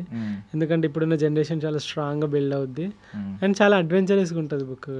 మనం ఇప్పుడు మాట్లాడుకున్నాం కదా బ్రో, ఒక గంటన్నర సేపు మాట్లాడుకుంటున్నాం కదా. అలాంటిది ఒక దగ్గర 30 సంవత్సరాల పైన లైఫ్ అందులో ఉంటుంది కాబట్టి బాగుంటుంది. ఓకే, సో కంట్రీస్ గురించి స్మాల్గా మాట్లాడుకుందాం, చిన్నగా షార్ట్ డిస్కషన్. ఇప్పుడు మనం బేసికల్లీ చైనా మనం కంపేర్ చేసుకుంటే మన దగ్గర జనాభా ఎలాగో చైనాలో కూడా జనాభా ఎక్కువ. మనం అయితే ఇక్కడ ఎంత డిసిప్లైన్గా ఉంటామో మీకు తెలిసిందే. ఇప్పుడు చైనా వాళ్ళు కొంచెం డిసిప్లైన్గా ఉంటారు, వాళ్ళు కొంచెం చాలా డిసిప్లైన్గా ఉంటారని వింటాం. సో మీరు ఏమంటారు అసలు వాళ్ళ డిసిప్లైన్ ఎలా ఉంటుంది? వాళ్ళు కూడా ఇలాగే విచ్చలవిడిగా ఎక్కడ పడితే అక్కడ మీరు అన్నట్టు డస్ట్బిన్ లాగా చెత్త ఎక్కడ పడితే అక్కడ పాడేసి ఎక్కడ పడితే అక్కడ మూత్ర విసర్జన చేసి ఇలాగే ఉంటారా? వాళ్ళు కొంచెం బాగుంటారా? తండ్రి స్ట్రిక్ట్గా ఉంటే పిల్లలు స్ట్రిక్ట్గా పెరుగుతారు. అంటే తల్లిదండ్రులు ఎలా నేర్పిస్తే పిల్లలు చిన్నప్పటి నుండి పిల్లలు కూడా అలానే ఒక ఏజ్ వచ్చే వరకు అలానే సిస్టమేటిక్గా ఉంటారు. అందరి పిల్లలు ఒకేలాగా ఉండరు కదా. ఇప్పుడు పండిత పుత్ర పరమశుంఠ అనే ఒకటి ఉంటుంది. పండిత పుత్రుడు అయినంత మాత్రాన వాడు గొప్పవాడు అవ్వాలని ఏం లేదు. ఇక్కడ మన దేశం అనేది పండితులు, పుత్రులం మనం పరమశుంఠల్లాగా అంటే కొంతమంది తయారవుతుంది. అండ్ ఇంకొకటి చాలా మందిలో ఉన్నది ఇట్లా ఉండాలి, నా దేశం కూడా ఫారెన్. ఎందుకు నేను నా దేశం గురించి వీళ్ళని ఎందుకు అంత క్రిటిసైజ్ చేసి ఎప్పుడైనా ఒక వీడియోలో మాట్లాడినా అంటే, ఇప్పుడు మనము ఒక దేశం పక్క దేశానికి వెళ్ళినప్పుడు మనకన్నా చిన్న దేశం, మనకన్నా రీసోర్సెస్ తక్కువ అండ్ మనకన్నా తెలివి తక్కువ ఉన్న వాళ్ళందరూ ఎంత నీట్గా ఎంత క్రేజీగా బ్రతుకుతున్నారు. ఆ లైఫ్, ఆ క్వాలిటీ ఆఫ్ లైఫ్. ఇప్పుడు మనము ఎందుకు పక్క దేశాల మీదకి వెళ్ళి చూసుకుంటా అక్కడ ఎక్కువ డబ్బులు వస్తాయి, అక్కడ సంపాదించాలి, అక్కడ సెటిల్ కావాలని ఎందుకు ఆలోచిస్తున్నాం? మన ఇండియాలోనే సెటిల్ కావచ్చు కదా. అంటే మన దాంట్లోనే ఇప్పుడు మన వాళ్ళందరూ పక్క దేశాలలో పోయి మన టెక్నాలజీ, మన బ్రెయిన్లు అంతా వాళ్ళకి ఇచ్చేసి వాళ్ళ దేశాన్ని డెవలప్ చేసి వాళ్ళు కొత్త కొత్త ఇన్నోవేషన్స్ చేస్తున్నారు. మరి మన ఇంటి దగ్గర డబ్బులు లేవా అంటే మన దగ్గర డబ్బులు ఉన్నాయి, మనం పక్క వాళ్ళకి కూడా అప్పులు ఇస్తాం, రైట్? సో మన దగ్గర రీసోర్సెస్ ఉన్నాయి, మన దగ్గర రీసెర్చ్ సెంటర్స్ ఉన్నాయి, ఇవన్నీ ఉన్నాయి. స్టిల్ మన వాళ్ళు అక్కడ దాకా పోతున్నారంటే ఎక్కడో ఒక దగ్గర లోపిస్తుంది. ఎక్కడ లోపిస్తుంది అని అంటే, ఇప్పుడు చైనాతో పోల్చుకుంటే నేను చైనాలో సింపుల్గా చెప్తా, దానికి ఆన్సర్ మీరే చెప్పండి. చైనాలో ఒకరోజు రైడ్ చేస్తుంటే సాయంత్రం 7 అయింది. 7 అయితే ఒక సిటీలో ఆగాల్సి వచ్చింది. సిటీలో మనం ఎట్లనైతే ఇప్పుడు ఆపోజిట్గా కూర్చున్నాము, సో దట్ అక్కడ ఒక షాప్ ఉంది, డెలివరీ. ఏం డెలివరీ? అమెజాన్ ఇట్లుంటాయి కదా, అట్లా ఒక డెలివరీ ఉన్నది. సో అట్లా డెలివరీ దగ్గర స్టాక్ అంతా ఫుల్ అయిపోయిందని చెప్పేసి 7-8 గంటలకు వాడు క్లోజ్ చేసుకున్నాడు. నేను అన్నీ టెంట్ వేసుకున్నా, ఆపోజిట్గా క్లోజ్ చేసుకున్నాడు. ప్రోడక్ట్ అంతా ఆడ పడేసిండు, డెలివరీస్ అన్నీ ఆడ పడేసిండు, వెళ్ళిపోయిండు. ఇక నేను రాత్రి అంతా షాక్ అవుతాను. అరే వీడు ఎవడన్నా ఎత్తుకపోతే ఎట్లా? మనము ఇక్కడ అమెజాన్లో డెలివరీ పెడితే ఫోన్ల బదులు ఇటుకలు వస్తాయి, కొన్నిసార్లు సబ్బు బిల్లలు వస్తాయి, పవర్ బ్యాంకులను లోపల బ్యాటరీలు పెట్టి అమ్ముతారు మనల్ని, రైట్? అట్లా జరిగినాయి చాలా ఫ్రాడ్స్ ఉన్నాయి స్టేషన్లలో. డెలివరీ అని పెట్టారు కొత్తగా, ఇంకా అట్లా జరుగుతుంది. ఇక్కడ చూస్తే పొద్దుగాల వచ్చేసిండు వాడు 7-8 గంటలకేమో. రోడ్డు మీద ఉన్న సరుకు ఏదైతే దాని షాప్ మీద ఉన్న సరుకు అంతా మళ్ళీ బండ్లకు ఎక్కించుకొని పోయి డెలివరీ చేస్తాడు. ఓకే, నమ్మకం అది ఏంటో. మన ఇంటి ముందట పాల ప్యాకెట్లు అయితే పాల ప్యాకెట్లు మాయమైతే చాలా సార్. అంతెందుకు మీకు అంటే ఇలాంటి కేసెస్ కూడా విన్నాం. ఫుడ్ డెలివరీ యాప్స్లో కూడా కొన్ని కేసెస్ ఏమన్నాం అంటే వాళ్ళు ఓపెన్ చేసి తినేసి డెలివరీ చేశారు అనే కంప్లైంట్లు కూడా విన్నాం. ఉంటారు ఎక్కడో ఒక దగ్గర కొన్ని ఇలాంటి నమ్మకం లేని మాట్లాడినాం. అంటే మనం ఎవరైనా మనం ఇంట్లో లేకపోతే, నేనే ఇప్పుడు నాకు డెలివరీ వచ్చింది, ఎవరికో డెలివరీ ఇంట్లో వాళ్ళకి ఇచ్చేయని చెప్పి ఫోన్ కన్ఫర్మేషన్ కోసం వాళ్ళకి ఒకసారి ఫోన్ ఇవ్వి అని చెప్పి అడుగుతాం. అంటే మన మీద మనకున్న నమ్మకం అంతా మన దగ్గర. సో మీరు ఆలోచించండి. ఇప్పుడు చెప్పండి, ఇప్పుడు చైనా మనంతనే ఉంటుంది, మన పాపులేషన్ ఎక్కువ అని అంటాం కదా. చైనాలో కూడా పాపులేషన్ ఎక్కువనే ఉంటుంది, భూమి పెద్దదే మనకన్నా. సో ఆల్మోస్ట్, కానీ అక్కడ అందరు జనాలు బతకలేరు, ఉన్న కన్నే కుప్పలుగా బతుకుతారు. ఇప్పుడు ఒక అపార్ట్మెంట్ చూసుకుంటే, ఒక సినిమా థియేటర్ చూసుకుందాం, మనం ఫారెన్ థియేటర్స్ మన థియేటర్స్కి మనము చేసుకుందాం. సో చాలా గలీజ్గా ఉంటాయి. మన ఎట్ ద ఎండ్ పోయే వరకు ఒకడు సీట్ కింద ఉంచుతాడు, డిఫరెంట్గా ఉంటుంది కదా. సో మీరు గమనించండి. సో ఎక్కడ లోపిస్తుంది ఇదంతా అని అంటే, ప్రజలు, గవర్నమెంట్. ఇప్పుడు అంటే మన దగ్గర రూల్స్ లేవా అంటే ఉన్నాయి. హెల్మెట్ పెట్టుకోకుండా ఫైన్ అయ్యారా? రోడ్ల మీద ఉంచితే ఫైన్ ఉన్నది, బయట స్మోక్ చేస్తే ఫైన్ ఉన్నది, బయట టాయిలెట్ చేస్తే ఫైన్ ఉన్నది, అడవులలో మంటలు పెడితే ఫైన్ ఉన్నది, లంచం ఇస్తే ఫైన్ ఉన్నది, లంచం ఇవ్వాలని చూసినా లంచం తీసుకున్నా ఫైన్ ఉన్నది, అంతేనా కదా? అన్నిటికీ ఉన్నాయి కదా. కానీ ఎక్కడ భయము ఒక భయం ఉన్నా కూడా సరే, చూస్తుంటే వాడు కెమెరా ఉన్నంతసేపు ఒకలా ఉంటాడు, కెమెరా లేకుంటే ఒకలా ఉంటాడు, రైట్? సో ఎక్కడ లోపిస్తుందంటే వ్యక్తులలో, మనుషులలో. నేను ఒక్కడిని పోతే ఏమొచ్చిందిలే, నేను ఒక్కడిని ఉంచితే ఏమొచ్చిందిలే, నా ఒక్క బైక్ ఒక్కసారి ట్రాఫిక్లో కెమెరాలు ఉన్నావంటే నువ్వు 80 స్పీడ్లో పోతావు, కెమెరాలు లేవంటే 130లో పోతావు. పొలిటీషియన్ కొడుకు అయితే నీ ఇష్టం ఉన్నట్టు పోతావు. అంటే ఇక్కడ బయట జపాన్లో నువ్వు సీఎంఏగా, నువ్వు పిఎంఏగా, నువ్వు కోటీశ్వరం, నువ్వు ఇవ్వనివన్నాగా ఒక రెస్టారెంట్లోకి వెళ్ళిపోయినావు అంటే నీకు ఆకలిని చూస్తారు, కడుపులు తిండి పెడితే పోతారు. మన దగ్గర వచ్చే వ్యక్తిని బట్టి అక్కడ రెస్పెక్ట్ మారుతూ ఉంటుంది. అంటే ఆ క్యాడర్ని బట్టి ఇప్పుడు ప్రతి ఒక్కరు ఈవెన్ ఇప్పుడు గవర్నమెంట్ ఎంప్లాయ్ అయితేనే బిడ్డనిస్తాను ఒకళ్ళు కూర్చుంటారు. లైక్ ఇట్లా ఉంటుంది కదా. అండ్ ఇప్పుడు మన వాళ్ళే ఇంకా బయట దేశానికి పోయి రేసిజం అని ఈవెన్ మొన్న యూఎస్లో ఒక అతనే అన్నాడు, అంటే ఎందుకు వచ్చిర్రా మీరు, లైక్ వెళ్ళిపోండి అది ఇది అని చెప్పేసి అని అన్నాడు. అంటే మనం దాన్ని అనుకుంటాం రేసిజం అది అని చెప్పేసి అని అనుకుంటాం. పాపం వాడి బాధ ఏంటంటే వాళ్ళ జాబులన్నీ మన తెల్లితోటి మనం అన్నీ కొట్టేసుకొని మనం ఆడ జాగాలు కొని మన రియల్ ఎస్టేట్ కూడా వేసి చేస్తాం. రేసిజం ఇండియాలో లేదా? స్టేట్స్ మధ్యలోనే రేసిజం ఇండియాలో ఉంది బ్రో. ఎట్లా చెప్పాలా, స్కూల్లో మనము క్లాస్లో కూర్చున్నప్పుడు ఇదంతా మనకు నేర్పించక, అరే పొట్టోడా, అరే కర్రోడా, అరే గుడ్డోడా, అరే మెల్లోడా, అరే నత్తోడా, అరే బండోడా, అరే బక్కోడా, ఏం నేర్పిస్తున్నా? డైరెక్ట్ అదే కదా రేసిజం అంటే. లైక్ వాడి యొక్క అవయవ లోపము లేకుంటే వాడి యొక్క లోపాలని, అరే కులపోడా, క్యాస్ట్ విషయంలో రేసిజం, తక్కువడా ఎక్కువడా, రైట్ అంతేనా? డబ్బుల విషయంలో రేసిజం, అరే పేదోడు వాడు, బిచ్చపోడు వాడు, ఆటో తోలుకుంటోడు వాడు, డెలివరీలు చేసేటోడు వాడు, డిగ్నిటీ ఆఫ్ లేబర్ కూడా లేదు కదా. అంటే నువ్వు ఇక్కడ మొత్తం నువ్వు రేసిజం చూపించుకొని అవన్నీ చూపెట్టుకొని ఫారెన్కి వెళ్ళేసి అక్కడ నాకు రేసిజం ఉండొద్దు, నన్ను చూడొద్దు, నన్ను అట్లా అనొద్దు అని అంటే అది ఎట్లా నడుస్తుంది? నువ్వే ఇక్కడ ఎన్నో చూసుకుంటావు. రేసిజం అంతటా ఉంటుంది. మనుషులలో ఉండాలి బ్రో. మార్పు అనేది మనుషులలో ఉండాలి. ఈ దేశం మారాలన్నా, మన ఇల్లు మారాలి అంటే మన ఇంట్లో ఉన్న నాన్న, ఇప్పుడు మీ నాన్న సిగరెట్ తాగడు, మందు తాగడు, మీ అమ్మని కొట్టడు, అక్కను తమ్ముడిని తిట్టడు, కొట్టడు, బెదిరించాడు, ప్రేమగా చూసుకుంటాడు. సో అప్పుడు నువ్వు నీ పిల్లలకి ఒక డూప్లికేషన్ ఇస్తున్నావు. ఏంటి అని అంటే నాకు వచ్చిన పిల్లల్ని కూడా ఇట్లా ప్రేమగా చూసుకోవాలి. అప్పుడు తండ్రి మీద ప్రేమ, తండ్రి చూపెట్టే డూప్లికేట్ అంటే డూప్లికేషన్ ఏంటంటే ఆయన చేసేది ఈయనకి చూస్తున్నాడు, చూసి నేర్చుకుంటాడు, రైట్?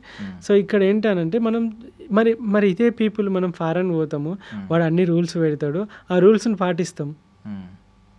ఎందుకు అక్కడ పాటిస్తాం, ఇక్కడ పాటించాం? మనమే కదా. మన బిహేవియర్ కూడా ఒక బ్యాంక్లో పోతే ఒకలా ఉంటుంది మనది, హోటల్లో పోతే ఒకలా ఉంటుంది, సినిమా హాల్లో ఒకలా ఉంటుంది. బాధ్యత రాహిత్యం అన్నట్టు. సో ఇదంతా మనము చూసారా ఎప్పుడైనా పార్టీ మీటింగ్స్లలో ఫుడ్ పెడితే ఎట్లా కొట్టుకుంటారు, పెళ్ళిలో ఫుడ్ కాడ ఎట్లా కొట్టుకుంటాం మనం, టక్క గిన్నెలు పెట్టి. ఇదంతా ఏంటంటే మనలో మార్పు రావాలి. దేశం చాలా మంచిది మనది, మనకు నేర్పించిన పద్ధతులు కల్చరు మంచివి, చాలా మంచివి అక్కడ నుండి. కానీ ఎవడో ఒకరు గలీజోడు ఉంటాడు, నేను ఒక్కనే. అప్పుడు ఏమనిపిస్తానంటే అరే మర్డర్ చేసినోడే మంచోడ్రా, దొంగతనం చేసినోడే మంచోడ్రా కాడికి వచ్చినాం మనం లాస్ట్కు. మంచి చేస్తే ఎవరికి నచ్చదు, చెడు అందరికీ నచ్చుతుంది. గోడ కట్టడం చాలా కష్టం, కూలగొట్టడం చాలా ఈజీ, ఏదైనా చెడు చేయడం చాలా ఈజీ. మన దేశం మనమే ట్యాక్సులు కట్టము, మనమే ట్యాక్సులు ఎగ్గొడతాము, అలానే లూప్ హోల్స్ కట్టుకుంటాము, క్యాష్ ఇప్పుడు చాలామంది బిజినెస్ చూస్తాను, వాడు కార్డు యాక్సెప్ట్ చేయడు, లైక్ డిజిటల్ పే యాక్సెప్ట్ చేయడు, ఎందుకంటే అవన్నీ బ్యాంకులో పోతే ట్యాక్సులు తప్పించుకోవాలని క్యాష్ ఏమంటాడు. ఇలాంటివి చాలా ఉన్నాయి. ఇవన్నీ మనము బాధ్యతాయుతంగా ఉన్నప్పుడు మన క్వాలిటీ లైఫ్ క్వాలిటీగా ఉన్నప్పుడు, మనం వేసే ఓటు క్వాలిటీ వ్యక్తులకు వేసినప్పుడు ఆటోమేటిక్గా క్వశ్చన్ చేసే అవకాశం ఉంటుంది. సో దేశం మస్తు డెవలప్ అవుతుంది. సో 2 టాపిక్స్ అయితే ఇందులో బాగా వచ్చినాయి. ఏంటంటే ఒకటి రేసిజం, ఇంకొకటి డిసిప్లిన్. సో ఇప్పుడు మీరు తిరిగిన ఈ అన్ని కంట్రీల్లో రేసిజం లేనిది, అంటే మిమ్మల్ని కూడా ఒక ఇండియన్ సైక్లిస్ట్ వచ్చినప్పుడు చాలా బాగా గ్రాండ్ వెల్కమ్ చెప్పిన కంట్రీ ఏది అంటే రేసిజం అయిపోయింది. డిసిప్లైన్డ్, వెల్ డిసిప్లైన్డ్ కంట్రీ అంటే ఏం చెప్తారు? ఈ 2 కంట్రీలు చెప్పండి. వెల్ డిసిప్లైన్డ్ కంట్రీ అంటే Japan and South Korea and China. రూల్స్ని కరెక్ట్గా పాటించడం కానీ, ఇప్పుడు నీకు తెలుసా వేరే కంట్రీస్లో కూడా ట్రాఫిక్ ఉంటుంది కానీ జామ్ అవ్వదు, మూవ్ అవుతూ ఉంటుంది. ప్రతి కంట్రీస్లో ట్రాఫిక్ ఉంటుంది కానీ జామ్ అవ్వదు. అవ్వదు. ఒకవేళ యాక్సిడెంట్ జరిగితే జామ్ అవుద్ది, కానీ మెల్లిమెల్లిగా మూవ్ అవుతూ ఉంటుంది. ఇండియాలో ఏమవుతుంది అంటే మూవ్ అవ్వదు, జామ్ అవుతుంది. అవును. ఎందుకు జామ్ అవుతుంది అంటే చెప్తా. చౌరస్తాలో ఇటు పోయేటివి ఓకే, అట్లకెళ్ళి ఇటు వచ్చేటివి ఉంటాయి, ఇటు పోయేటివి ఇటు వచ్చేవి ఉంటే ప్రాబ్లం ఏం లేదు, అటు ఇటు పోతాడు. కానీ అటు పోయేటోడు ఇటు పోవాలి, ఇటు పోయేటోడు ఇటు పోవాలి. ఇక్కడ ఏమవుతుంది అంటే ఎవ్వడు చూస్తలేని సర్రన ఒకడు వస్తాడు, పెడతాడు. ఇట్లా పోయేటోళ్ళు అందరూ వాడు పోయేదాకా ఆగాలి, అక్కడ సిగ్నల్ పడుతుంది. వాడు పోయేలోగా మళ్ళీ సిగ్నల్ క్లోజ్ అయిపోద్ది. నేను ఇప్పటిదాకా వెయిట్ చేసిన వీడియో బట్టి వాడైనా ఎవడు చూస్తాడు అని చెప్పేసి ఆటో వాళ్ళు ఉంటారు. నా సామి రంగా అమ్మో భయం అయితే ఆటోలు పక్కపండి సైక్లింగ్ చేయాలన్నా నాకు, అప్పుడు బండి తోలాలన్నా కూడా ఇట్లా మంచిగా పోతాడు. ప్యాసింజర్ రఫ్ని ఇటు తిప్పుతాడు, వెనుకోడు గాల్లో కలిసిపోయినా పర్లేదు. అంటే అందరు అలా ఉండరు. సో లైక్ దీనివల్ల నేను కూడా అంటే లెఫ్ట్ వెహికల్ వెళ్ళడానికి కూడా మీన్ సమ్టైమ్స్ ఎలా అనిపిస్తుంది అంటే ఈ ఆటో ఫార్ములా కొంతమందికి మాత్రం అప్లికబుల్. ఎక్కించుకున్నప్పుడు వాడు ఒక లారీలో ఫీల్ అవుతాడు, అంటే 10 మందిని 11 మందిని ఎక్కించుకుంటాడు. వెళ్ళేటప్పుడు మాత్రం ఒక బైక్లా ఫీల్ అవుతాడు, ఎందుకంటే లెఫ్ట్లో ఎంత సందు ఉన్నా పర్లేదు దానిలో దూరిపోతాడు. అమ్మో నాకు మొన్న వడోదర పోయినప్పుడు అయితే నాకు భయం అయింది. వాడు ఎట్లా దారుణంగా నడుపుతున్నారు వాళ్ళు. సో అట్లా ఇక్కడ కూడా చూసిన నేను, నడుపుతారు మన వాళ్ళు. ఈ హైదరాబాద్లో కానీ ప్రతి ఒక్క ప్లేస్లో ఉన్నారు. లైక్ అపరిచితుడు సినిమాలో ఎట్లయితే వాడికి కోపం వస్తే నాకు కూడా అట్లే కోపం వస్తుంది. భయం అవుతుంది నాకు బండి నడపాలన్న. ఇప్పుడు అన్ని కంట్రీస్లో 2.5 సంవత్సరాల దాకా బయట ఉండి తోలుకుంటూ వచ్చినా కదా, సడన్గా హైదరాబాద్లో బండి తీసిన తర్వాత నాకు లైక్ భయం అవుతుంది. వాళ్ళంటే స్ట్రైట్గా పోతారు, ఇట్లా పిచ్చి పిచ్చిగా టక్కున టర్న్ చేసి ఇవేమి ఉండవు కదా మ్యాక్సిమం, చాలా వరకు ఆ లైన్లోనే పోతారు కదా. ఇక్కడికి వచ్చిన తర్వాత ఇట్లా పోతాను నేను, అదే టక్కున ఒకటి నడపగానే పోయి వెనకకెళ్ళి పోయి గుద్దిన, బ్రేక్ వేసిన, దగ్గరికి పోయి ఆగి ఇట్లా టన్ మని సౌండ్ వచ్చింది. గుర్తుపట్టి సౌండ్ వాడు పట్టించుకుంటలేడు, వాడు వాడిదే. అమ్మ ఇంకా దారుణం. ఇప్పుడు వేరే కంట్రీలో యాక్సిడెంట్ అయిపోయింది అనుకోండి, వాడు ఏం చేస్తారంటే బండ్లు అక్కడ ఆపుతారు, పక్కకు తీస్తారు, పోలీసు వాళ్ళు వస్తారు. పోలీసు వాళ్ళు వచ్చిన తర్వాత ఆ ఇన్సూరెన్స్ క్లెయిమ్ చేసుకొని వెళ్ళిపోతారు. ఇక్కడ నువ్వు పోయి ముందట ఉన్న కారు ఆటోని గుద్దినావు అనుకో, వాడు ఒక బూత్ తోటి బయటకు వచ్చి నీ గల్లా పట్టుకొని పట్ట కొట్టి తీ పైసలు తీ అంటాడా లేదా? అవును, లీగల్గా ఒక వే ఉంది కదా, మరి అది ఫాలో అవుతారా? అవరు. ఎందుకంటే వీడాలే ఉంటాడు, ఆడాలనే ఉంటాడు. సో ఇదంతా ఏంటి అని అంటే జామ్ అవుతుంది అని అంటే ఇట్లా వచ్చి అన్ని సైడ్లలో ఇట్లా పోతారు. దానివల్ల అందరికీ లేట్ అవుతుంది. ఒక్క 2 నిమిషాలు ఆగితే పోతుంది కదా అది. సో మీ రేసిజం లేకుండా మిమ్మల్ని బాగా ఆహ్వానించింది, చేతులు చాచి రేసిజం ఎక్కడ లేదు. అంటే రేసిజం అంటే ఉండొచ్చు వేరే పీపుల్, అంటే ఎంతైనా కొంచెం ఈ పార్షియాలిటీ ఉంటుంది. మన వాళ్ళు పరాయవాడిని కొంచెం పరాయవాళ్ళకే చూస్తారు కొన్ని చోట్ల. అదేం లేకుండా ఒక ఇండియన్ సైక్లిస్ట్ వస్తే అన్ని కంట్రీస్ చాలా బానే ప్రేమగా చూసుకున్నాను. ఏంటంటే అది కారణం ఏంటంటే నేను సైక్లిస్ట్ని కాబట్టి, నేను ఎక్కడ నుండో సైక్లింగ్ దొక్కుంటూ వస్తున్నాను కాబట్టి ఆ రెస్పెక్ట్ ఉంటుంది, ఆ క్యూరియాసిటీ ఉంటుంది. నార్మల్గా జనరల్గా పోతే నాకు కూడా రేసిజం కనపడవచ్చు. సో కొరియాలో ఒకసారి రేసిజం అప్పుడు మీకు తెలుసా, కొరియాలో ఒక బోర్డు పెట్టారు, Indians are not allowed to pub. వాళ్ళకి ఎంత బల్బు ఉండాలి? ఎందుకు అలా అంటే మీరు చెప్పండి, ఎంత బల్బు ఉండాలి? అట్లా చాలా దారుణం కదా కదా. ఇప్పుడు వాళ్ళ సైడ్ ఆలోచిద్దాం. నువ్వు మీ గర్ల్ ఫ్రెండ్ తీసుకొని పబ్కి పోయినావు, నేను వేరే కంట్రీ వాడిని, ఇండియా వాడిని, నువ్వు కొరియన్ అనుకుందాం, పబ్కి పోయినావు. నీకు తెలుసు మన వాళ్ళు సుక్క పడితే ఏం చేస్తారో తెలుసు, నేనే మొగోడిని అంటారు. పోయినోడు పోకి ఏం చేస్తాడు, ఆ పోర్ని చూస్తాడు, గెలుకుతాడు. మన వాళ్ళ దృష్టిలో ఫారినర్స్ అంటే ఏంటంటే ఇట్లా అంటే అట్లా వస్తారు అని ఆలోచిస్తారు. వాళ్ళకి వాళ్ళతో అంటే వాళ్ళు తోడు పోతారని. అందరు అట్లా ఉంటారా? ఉండరు. పోయినా నేను వచ్చి మీ గర్ల్ ఫ్రెండ్ తోటి అసభ్యంగా బిహేవ్ చేసినప్పుడు నువ్వేం చేస్తావు? కొడతాను. ఇండియాలో కొడతావు, కానీ అక్కడ కొట్టరు, కంప్లైంట్ ఇస్తారు. ఓకే, ఎవరికి కంప్లైంట్ ఇస్తారు? పబ్ ఓనర్కి. ఉన్న బాక్సర్స్నో వాళ్ళనో వీళ్ళనో, బాక్సర్స్కి ఇట్లా అట్లా ఏమి ఉండరు కానీ ఉంటారు కొన్ని ప్లేసెస్. వాళ్ళకి చెప్తాడు, పిలుచుకొచ్చి ఎవరు చూసుకోపోరు అంటారు. పోలీసు వాళ్ళని పిలిస్తే పోతారు, వస్తారు. వచ్చిన తర్వాత అప్పుడు వాడు ఎవడు వీడు ఇండియా ఏం చేసిండు, పిల్లని గెలికిండు, వీనికి మేనర్స్ లేదు. అలా ఒకటి చూస్తాడు, 2 చూస్తాడు, 3 చూస్తాడు. ఇలా మనోళ్ళు పోయి చాలా వరకు అట్లానే చేసిరు అన్నట్టు పబ్బులల్లో. తాగినాక అవుట్ ఆఫ్ కంట్రోల్ అయిపోయి అందరు తాగి పండుకుంటే ముచ్చట పెట్టుకుంటే ఇండియాలో మాత్రమే తాగినాక లొల్లి అప్పుడు స్టార్ట్ అవుతుంది. వాళ్ళ మృగం బయటికి వెళ్తుంది. ఇక కొడితే పెళ్ళాన్ని కొట్టుడు, లేబర్ అయితే కొంచెం అయితే బయటకు వచ్చి ఇవన్నీ జరుగుతాయి. ఇలా చేయడం వల్ల వాడు ఏం చేసిందంటే Indians are not allowed to pub అని పెట్టిండు. ఇప్పుడు నీకు బల్బ్ లాగా అనిపించిందా? వాడి తరపున చూస్తే ఎట్లా అనిపించింది? Statement correct. దీనికి ఇక్కడున్న మీడియా ఆ బయట dogs are Indians are not allowed to pub, దీని గురించి నేను విన్నాను. ఇక్కడ మీడియా అంతా ఇష్టం ఉన్నట్టు రకరకాల dogs are allowed but Indians are not allowed అని చెప్పి అది అప్పుడు బ్రిటిషర్స్ పెట్టారు. అప్పుడు పెట్టారు dogs and Indians are not allowed అని పెట్టారు. సో ఇక్కడ ఉన్న మీడియా ఏంటంటే ఆ కంట్రీని మొత్తం బ్యాడ్ చేసింది. మరి ఆ కంట్రీ అలాంటి డిసిజన్ తీసుకోవడానికి కారణం ఏంటిది? చైనాలో నేను షెంజన్లో ఉన్నా. ఎలక్ట్రానిక్ పెద్ద big market. Like north state కొంతమంది పీపుల్ ఏం చేశారంటే బాగా తాగిర్రు, రోడ్డు మీద మొత్తం కక్కి కొట్టుకుంటారు. చైనా పోలీసు వాళ్ళు వచ్చి వాళ్ళని ఆపడానికి వేరే కంట్రీస్లో పోలీసు వాళ్ళు మ్యాన్ హ్యాండిలింగ్ చేయరు. సార్ అని చెప్పేసి రిక్వెస్ట్గానే వాళ్ళని కార్లలో ఇళ్ళలో కూర్చోబెట్టి వాళ్ళ హోటల్కి పంపించడం అట్లాంటివి చేస్తారు. లేకుంటే పోలీస్ స్టేషన్ తీసుకుపోయి దిగినాక పంపిస్తారు, లేకుంటే ఏమైనా ఫైన్ వేస్తారు. ఇక్కడ కుక్కలను కొట్టినట్టు కొడతారు. రైట్. సో అప్పుడు వాడు ఏం చేస్తాడు? టూరిస్టులను ఈ అమ్మ గలీజ్ నా కొడుకులు వీళ్ళందరూ ఇట్లా చేస్తారని పిజ్జాలు ఇచ్చడం బంద్ చేస్తాడు. లేదంటే వాడు ఏం చేస్తాడు? అమ్మ వీళ్ళతో పెట్టుకుని దూరం పోతాడు. మూర్ఖుడి పక్కకు ఉండకుండా దూరం పోవడం బాధించడం మంచిది కాదంటారు కదా. వాడు ఎవరినో చూస్తాడు అట్లా దూరం వెళ్ళిపోతాడు. అప్పుడు నీకేమనిపిస్తుంది? నువ్వు పాపం వేరే వాడి దృష్టిలో వేరే వాడి వల్ల వానికి అట్లయింది. నిన్ను ఒక కుక్క కొరికింది, ఇంకోసారి కుక్క దగ్గర పోవాలంటే భయపడతావా లేదా? కానీ ఈ కుక్క అలాంటిది కాదు, మంచిది. అది మంచి ప్రేమగా నీ దగ్గర తోకొప్పుకుంటూ వస్తుంది. కానీ వేరే కుక్క కొరకడం వల్ల నువ్వు కుక్క అంటే భయపడతాను. రైట్. వేరే కంట్రీస్లో కూడా ఎవరైనా ఒకటి మన పైన రేసిజం చూపెడుతున్నాడు అని అంటే ప్రాబ్లము మనం క్రియేట్ చేసిందే. ఓకే.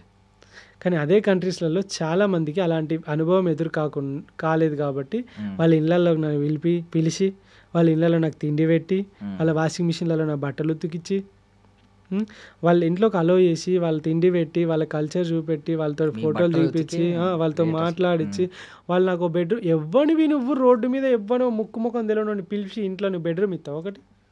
వాళ్ళ ఇంట్లో ఆడవాళ్ళు ఉంటారు, ఇస్తావా నువ్వు? ఛాన్స్ లేదు. ఇంట్లో కూడా అడుగు పెట్టనియో. అంటే వాళ్ళకి అలాంటి ఎక్స్పీరియన్స్ వాళ్ళకి ఎదురుకాలి కాబట్టి వాళ్ళు రేసిజం చూపెట్టలేదు. This is what reality actually. Nice super. So Korea topic వచ్చింది కాబట్టి సౌత్ కొరియాకి మన దగ్గర ఒక సెపరేట్ ఫ్యాన్ బేస్ ఉంది. ఆ BTS అది అండ్ వాళ్ళని చూడడానికి ఇక్కడ గింజుకుంటూ ఉంటారు, ఎస్పెషల్లీ అమ్మాయిలు. మీకు ఏమనిపించింది? వాళ్ళు నిజంగానే వాళ్ళ స్కిన్ ఒక గ్లాసీ స్కిన్ అని, అద్భుతమైన స్కిన్ అని, ఆ స్కిన్ టోన్ ఎవరికే ఉండదని ప్రపంచంలో, ఇలాంటివన్నీ వింటూ ఉంటాం. సో మీరు రియల్గా సౌత్ కొరియా పీపుల్ చూసినప్పుడు నిజంగా వాళ్ళ స్కిన్ అంత అద్భుతంగా ఉందా? వాళ్ళని చూడగానే అమ్మా ఇంత అందమైన అజంతా శిల్పాలు ఈ ప్రపంచంలో ఎక్కడా లేదు అని అనిపించిందా? అట్లేం అనిపించలే. వాళ్ళు ఏమంత అందంగా ఉండరు. ఓన్లీ ఇప్పుడు చెప్తా విను, సీరియస్గా చెప్తా విను. బయట దేశము ఇండియాలో ఉన్న సినిమాలు చూస్తుంది, ఓకేనా? సినిమాలు చూసినప్పుడు ప్రభాస్ని చూస్తుంది. అతను ప్రభాస్ని చూసి ఏమనుకుంటారు? ఇండియన్ అందగాడు, ఇండియాలో ప్రభాస్ లాగా ఉంటారు జనాలు, మస్తు ఉంటారు అని చెప్పేసి జనాలకి ఇండియా అంటే ప్రభాస్ గుర్తొస్తాడు. జపాన్లో ఎన్టీఆర్ అంటే చాలా ఇష్టం చాలా మందికి. ఎన్టీఆర్ చూస్తే లైక్ చాలా ఇష్టపడతారు వాళ్ళు. ఎన్టీఆర్ ఇట్లా డ్యాన్స్ చేస్తారు ఇండియన్స్, ఓకేనా? సో ఇలానే ఎప్పుడు వీళ్ళు టీవీలలో వాళ్ళు చూసిన అన్ని మాస్క్డ్ ఫేసెస్, అంటే మేకప్ వేసుకొని బ్యూటిఫుల్గా ఉండే ఫేసెస్. అదే ఒక కొరియాలో ఒక మూవీ చూడు నువ్వు, మూవీలో అన్ని రకాల క్యారెక్టర్స్ ఉంటాయి. ముసలోళ్ళు ఉంటారు, చిన్నోళ్ళు ఉంటారు, అందరు ఉంటారు, రైట్? అప్పుడు చూసినప్పుడు అన్ని రకాల మనుషులు కనబడతారు అన్నట్టు. ఓకే. దీన్ని బట్టి మనం అర్థం చేసుకోవాల్సింది ఏంటంటే యాక్టర్స్, యాక్ట్రెసెస్ ఉంటారు. వాళ్ళు ఎట్లాగో బ్యూటిఫుల్‌గానే ఉంటారు. వాళ్ళందరిని చూసి వాళ్ళందరూ అట్లనే ఉంటారు అనుకోవద్దు. అందవిహీనులు ఉంటారు, అందంగా ఉండేవాళ్ళు ఉంటారు, పొట్టోళ్ళు ఉంటారు, పొడుగోళ్ళు ఉంటారు, లావోళ్ళు ఉంటారు, బక్కోళ్ళు ఉంటారు, జిమ్ బాడీ ఉంటది, ఏం బాడీ లేకుండా ఉంటారు. జుట్టు ఉంటది, జుట్టు ఊడిపోయి జుట్టు లేకుండా ఉంటది. అండ్ కొరియాలో మోర్ ఓవర్ యంగ్ లేడీస్ అందరూ మేకప్ లేకుండా బయటికి రారు. ఓకే. చాలా మేకప్ ఫేసెస్ ఉంటాయి. కొరియా ప్లాస్టిక్ సర్జరీకి చాలా ఫేమస్. థాయిలాండ్, వియత్నాము, ఇండియా నుండి కూడా చాలామంది కొరియాకి వెళ్ళి ప్లాస్టిక్ సర్జరీస్ చేసుకొని వస్తారు. సో పోయినాక కొన్నిసార్లు ఎయిర్పోర్ట్లలో ఇవే గొడవలు జరుగుతాయి. పోయేటప్పుడు అందరూ వాళ్ళ పాస్పోర్ట్ పట్టుకొని పోతారు, వచ్చేటప్పుడు మొఖాలే మారుతాయి. వాడు ఎయిర్పోర్ట్లో గొడవ, ఇక నేను కాదు నువ్వు కాదు అని చెప్పేసి అందుకే తమ్ సిస్టమ్లు కూడా పెట్టిరు అన్నట్టు. సో ఇలాంటివి ఉంటాయి. మీరు తెర పైన కనబడే బొమ్మలను చూసి మోసపోకండి. తెర వెనుక బొమ్మలు వేరే ఉంటాయి. సో అలా అని నేను అనట్లేదు, అలా అని నేను అందరినీ అనట్లేదు. మీరు చూసే BTS కానీ, బ్లాక్ పింక్ కానీ, మీరు చూసే కొరియన్ వెబ్ సిరీసే కానీ, వాళ్ళందరూ యాక్ట్రెస్ ఉంటారు, వాళ్ళు బాగానే ఉంటారు కాబట్టి మీకు నచ్చుతుంది. బట్ రియాలిటీలో అలా ఉండొచ్చు, ఉండకపోవచ్చు. బట్ కొరియాలో నాకు చాలా మంది ఫ్రెండ్స్ ఉన్నారు.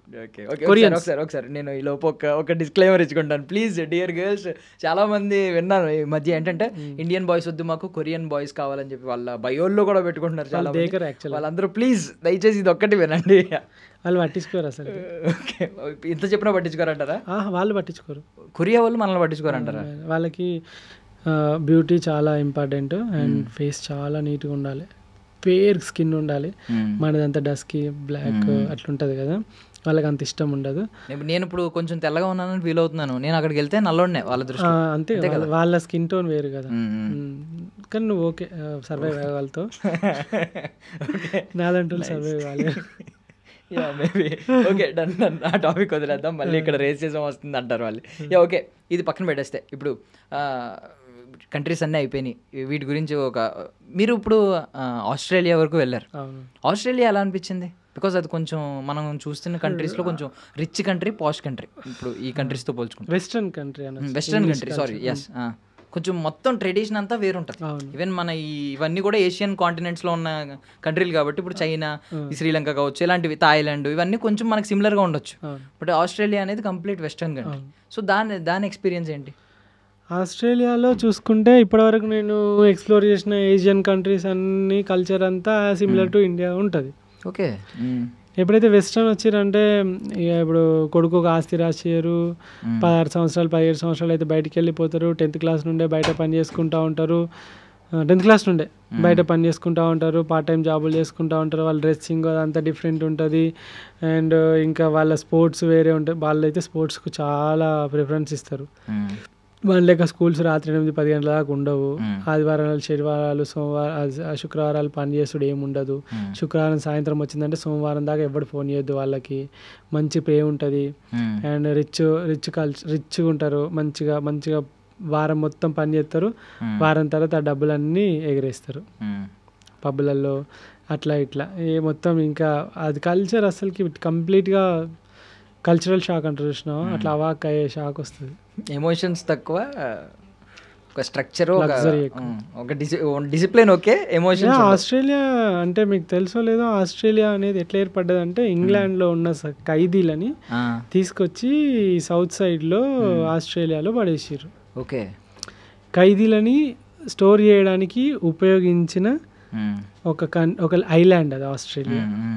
సో అట్లా వచ్చిన ఈ ఖైదీలు ఆ కాలనైజేషన్లో ఆ బ్రిటిషర్స్ వచ్చిన వాళ్ళందరూ అక్కడున్న లోకల్లో మన ఇండియాని ఎట్లనైతే చేసిర్రో, రాజుల వ్యవస్థను ఎట్లనైతే కూల్చేసిర్రో, అట్లనే అక్కడున్న లోకల్లో ఉన్న ఇండిజినియస్ పీపుల్ ఎవరైతే ఉన్నారో వాళ్ళు కూడా మన జీన్సే ఉంటాయి వాళ్ళకి. సో వాళ్ళందరినీ కోత చూసి లక్షల మందిని చంపి అక్కడ మొత్తం ఆక్రమించుకొని వాళ్ళని బాలిసలు వేసి మంచి ప్లేస్లలోకి వెళ్ళి అందరినీ భయానికి వాళ్ళందరూ ఎడారి వైపు వెళ్ళిపోయి అట్లా తయారైన దేశం. బట్ అది ఒక బ్యూటిఫుల్ దేశం, చెప్పుకోవాలి. బ్యూటిఫుల్ దేశమే కానీ అంతే స్కేరియస్ట్ దేశం కూడా. ఎందుకంటే ఆస్ట్రేలియాలో చిన్న పురుగు గుట్టిన చచ్చిపోతాం. Dangerous poisonous snakes, poisonous spiders, poisonous ants, crocodiles and sharks shark attacks తోటి కొన్ని వేల మంది చనిపోతారు ఆస్ట్రేలియాలో సముద్రంలో బీచ్ అయినా ఈతకు పోతారు. నదులలో ముసళ్ళు తిని మస్తు మంది చచ్చిపోతారు అయినా వీళ్ళు ఫిషింగ్కి వెళ్తారు. అడవులలో పాములు విషపూరిత కుడితే చచ్చిపోవడే ఉంటుంది. అలాంటి పాములు స్పైడర్లు ఇంత ఉంటాయి, ఇంత అవి కుట్టిన చచ్చిపోతారు. ఇలాంటి అన్ని మంచి డేంజరస్ వినమస్ జీవులు ఉన్నాయి కూడా. ఏదైనా ఎదురైందో ఒకటైనా అలాంటి పాములు, షార్కులు, డాల్ఫిన్స్ బాగుంది. డాల్ఫిన్స్ మంచిగానే ఉంటుంది దాని ఎపిసోడ్ అంతా. ఓకే ఓకే నాన్ వేషన్ గురించి వద్దాం. ఏంటి ఇప్పుడు నాన్ వేషన్కి మీకు ఏంటి ఎప్పుడైనా ఈ సందర్భాలు కలిసిన సందర్భాలు మాట్లాడిన సందర్భాలు? యాక్చువల్గా తను డిఫరెంట్ కాంటినెంట్లో ఉంటున్నాడు, నేను లైక్ వేరే కాంటినెంట్లో ఉంటున్నాము. ఎప్పుడు ఒకే దేశంలో మేము ఇద్దరము అంటే కనీసం ఒక కాంటినెంట్లో కూడా ఉన్నది ఎప్పుడు లేదు. సో దట్ మేము ఎప్పటి నుండో లైక్ ఒక 4 years నుండి ఫ్రెండ్స్ కాబట్టి మంచి ఫ్రెండ్షిప్ ఉంది అంతే. ఫ్రెండ్షిప్ అంతే, నథింగ్ ఇంకేం లేవు. బట్ ఒక మంచి లైక్ మంచిగా అభిమానిస్తాడు. సో నేను చేసే రైడ్ ఏదైతే ఉందో తను మంచి దానికి రెస్పెక్ట్ ఇస్తాడు. సో దట్ చూస్తాడు తను వ్యూస్ కోసం కాకుండా ఏదో పైసల కోసం కాకుండా జెన్యున్గా ఈ అబ్బాయి చేస్తున్నాడు సో అని చెప్పేసి తను అప్రిషియేట్ చేస్తాడు. ఓకే మనోడు జర్నీ మీకు ఎలా అనిపిస్తూ ఉంటుంది? మనోడు కూడా చాలా ఒక ఫెయిల్యూర్ నుంచి వెళ్ళాడు. వెళ్ళిన తర్వాత కాకపోతే డిఫరెంట్ కొత్త జానర్స్ మనోడు కూడా ఎక్స్ప్లోర్ చేసి మీరైతే స్టిక్ ఆన్ అయ్యారు, ఒక దానికి స్టిక్ ఆన్ అయ్యి వెళ్తున్నారు. మనోడు అవసరమైతే కాంట్రవర్సీలు లేవనెత్తుతూ ఉంటాడు, వాళ్ళని వెళ్ళి తిడతాడు, బూతులు మాట్లాడుతూ ఉంటాడు. సమ్ టైమ్స్ కొన్ని కనువిప్పు కలిగించే మాటలు కూడా మాట్లాడుతాం. సో ఇది హోల్ జర్నీ మీకు ఎలా అనిపిస్తుంది? యూట్యూబ్లో ఇంతవరకు ఒక్క వీడియో కూడా చూడలేదు అతనిది. ఇన్స్టాగ్రామ్లో రీల్స్ చూశాను. సో ట్రావెలింగ్ పక్క పెడితే తను ఏమనుకుంటాడంటే ఇండియా ఇట్లుంది, ఎట్లయితే నాకు ఒక ఆవేదన ఉంటుంది కదా, ఎప్పుడైతే మనం ఫారెన్కి వెళ్తామో ఇండియాలో ఉండి ఇలా మాట్లాడలేము. ఎందుకంటే మనం ఇప్పుడు నీ ఇంట్లో కూర రోజు తిని నువ్వు సూపర్ ఉంది అని అంటావు, పక్క వాళ్ళ కూర తిన్నప్పుడే కదా నీ కూర బాగుందా చెడ్డ ఉందా అని తెలుస్తుంది. సో ఎప్పుడైతే ఈ 15 దేశాలు తిరిగినప్పుడే కదా నా దేశం కూడా ఇట్లా ఉంటే బాగుంటుంది అనే ఒక తపన, ఒక కంపారిజన్, ఒక కోపం, ఎందుకు ఇక్కడ ఈ వ్యవస్థ ఇట్లా ఎందుకు ఉంది, ఇంత నెగ్లిజెన్స్ తోటి ఎందుకు జనాలు ఉన్నారు, ఎందుకు ఇట్లా రోడ్ల పొంటి తిరుగుతున్నారు, ఇంత లైక్ ఎందుకు వేరే కంట్రీలో ఎవరు కూడా రోడ్ల పొంటి ఊపర్ మీటింగ్లు వేసుకొని టైంపాస్ చేయట్లేదు, ప్రతి ఒక్కరు పార్ట్ టైం అనో అదో ఇదో అని, ఎందుకు వేరే కంట్రీలో డాడీ బండి కొని, అమ్మ బండి కొని, అమ్మ సెల్లు కొని, డాడీ సెల్లు కొని అని చెప్పేసి ఎందుకు అడుక్కుంటలేరు, ఎందుకు టార్చర్ పెడతలేరు, వాళ్ళు ఎందుకు సంపాదించుకుంటున్నారు, ఎందుకు నా యూత్ అంతా ఇట్లా చెడిపోతుంది, ఇట్లా అమ్మాయిలు ఎంబడిపడి లేకుంటే యాసిడ్ అటాకులు చేసుకుంటా, ఖాళీగా గంజాయిలు తాగుకుంటా, లేకుంటే రేపులు చేసుకుంటా, ఇలా ఎందుకు వీళ్ళందరూ ఉంటున్నారు, ఈ యూత్ అంతా ఇంత బాగుంటుంది, ఎందుకు మన స్టూడెంట్స్ ఇక్కడ నుండి పోయి నానా కష్టాలు పడి అక్కడ చదువుకొని పైసలు సంపాదించి హ్యాపీగా సెటిల్ అవుతున్నారు, ఎందుకు పక్క దేశంలో ఏమున్నది, నీ దగ్గర ఏం లోపించింది, మన దేశంలో ఎంత ఉంటే ఎంత బాగుంటుంది అనే ఒక తపన ఏదైతే ఉన్నదో ఆ ఆవేదనతోటి మాట్లాడే వర్డ్సే కానీ ఏదో నా దేశం ఇట్లా అట్లా అని కాదు. ఎందుకంటే మన దేశం అన్ని భూమి అంత ల్యాండే, కానీ దాని మీద వచ్చే మనుషులు చెడగొడుతున్నారు అంతే. ఓకే, సో ఈవెన్ అక్కడ కూడా మనం డ్రగ్స్ బేస్డ్ సినిమాలు లేదంటే ఇవన్నీ కూడా చూస్తాం, సైకో పాత్ లాంటి సినిమాలు చూస్తాం. మనుషులు ఉండొచ్చు మేబీ అక్కడ కూడా అలాంటి వాళ్ళు. ఇగో మనుషులు అందరు మంచోళ్ళు కాదు, మనుషులలో చెడ్డోళ్ళు ఉన్నారు, మంచోళ్ళు ఉన్నారు, అన్ని దేశాలలో ఉన్నారు. అదే. సో ఇప్పుడు ఇండియన్ హెరిటేజ్ అంతటిని మీరు ఎక్స్ప్లోర్ చేసినప్పుడు ఏది మిమ్మల్ని బాగా షాక్ చేసింది, అంటే ఇది ఉందా భూమి మీద అని అనిపించింది? మేఘాలయ అసలుకి చాలా బ్యూటిఫుల్ స్టేట్. మీకు తెలుసో లేదో ఇండియా ఒక్కటి మిగతా 190 సంథింగ్ 6 దేశాలు అవన్నీ 195 దేశాలు ఒకటి తెలుసా? ఎందుకంటే ఒక భూమి మీద ఏమేమి ఉంటుంది, మంచు ఉంటుంది, ఎడారి ఉంటుంది, సముద్రాలు ఉంటాయి, అడవులు ఉంటాయి, అంతేనా కదా. ఇండియాని చూసుకుందాం, కింద through the entire India border south మొత్తం బీచెస్, తర్వాత కర్ణాటక, మహారాష్ట్ర, ఒరిస్సా, జార్ఖండ్, మేఘాలయ, ఛత్తీస్గఢ్, తెలంగాణ, ఆంధ్రప్రదేశ్, అటు సైడ్ నార్త్ ఈస్ట్ స్టేట్స్ అన్నీ మంచి దట్టమైన అడవులు ఉన్నాయి. అడవులలో డిఫరెంట్ స్పీషీస్ ఉన్నాయి, బైసన్స్ ఉన్నాయి, టైగర్స్ ఉన్నాయి, బెంగాల్ టైగర్స్ ఉన్నాయి, అండ్ పులులు అన్నీ ఉన్నాయి, అన్ని రకాల జంతువులు ఉన్నాయి. ఓకేనా. పైనకి వెళ్తే మంచుతో కప్పబడిన ప్రదేశాలు మనం లదాఖే చూసుకోవచ్చు, ఉత్తరాఖండే చూసుకోవచ్చు, హిమాచల్ ప్రదేశ్ చూసుకోవచ్చు, ఇటు నేపాల్ సైడ్ చూసుకోవచ్చు, ఇటు మన పైన సిక్కిం చూసుకోవచ్చు, అటు అరుణాచల్ ప్రదేశ్ చూసుకోవచ్చు. ఇవన్నీ ఏంటి మంచుతో కప్పబడిన ప్రదేశాలు, మంచి స్నో క్యాప్డ్ మౌంటైన్స్ ఉన్నాయి మనకు. మన గుజరాత్ సైడ్ దగ్గర చూసుకుంటే రాజస్థాన్ మొత్తం ఎడారి చూసుకోవచ్చు మనం, మంచి డెజర్ట్ సూపర్. అదొక డిఫరెంట్ కైండ్ ఆఫ్ ఓకే ఇట్లా కూడా ఉంటుందా అనే థాట్లో అట్లా ఉంది. లెఫ్ట్ ఎడారి, రైట్ 365 రోజులు వర్షం పడే అడవులు, కింద మడ అడవులు, అండ్ మంచి మంచి బీచెస్ సూపర్ గోవా కానీ, గోకర్ణ కానీ, మన మురుదేశ్వర్ కానీ, కేరళ బీచెస్ కానీ, ఇటు తమిళనాడు బీచెస్ కానీ, ఇటు సైడ్ ఒడిస్సా దగ్గర వెస్ట్ బెంగాల్ అటు దాకా బీచెసే ఉన్నాయి. ఇటు మహారాష్ట్ర, గుజరాత్ దాకా బీచెసే ఉన్నాయి. పైన రాజస్థాన్కి టచ్ అయ్యేదాకా బీచెసే ఉన్నాయి. మన దేశంలో లేనిది ఏంటిది? అన్ని ప్రపంచ దేశాలు అన్నీ కలిపితే మన దేశం ఒక్కటి. సూపర్. కానీ మన దేశంకి టూరిజం తక్కువ. ఎందుకు? Because of people. మన దానిలో ఒక ముద్ర పడిపోయింది, గలీజ్గా ఉంటారు, స్లమ్ ఎక్కువ ఉంటుందని. ప్రతి యూట్యూబర్ వచ్చి స్లమ్ చూపెట్టిపోతున్నాడు ఫారినర్స్, రైట్.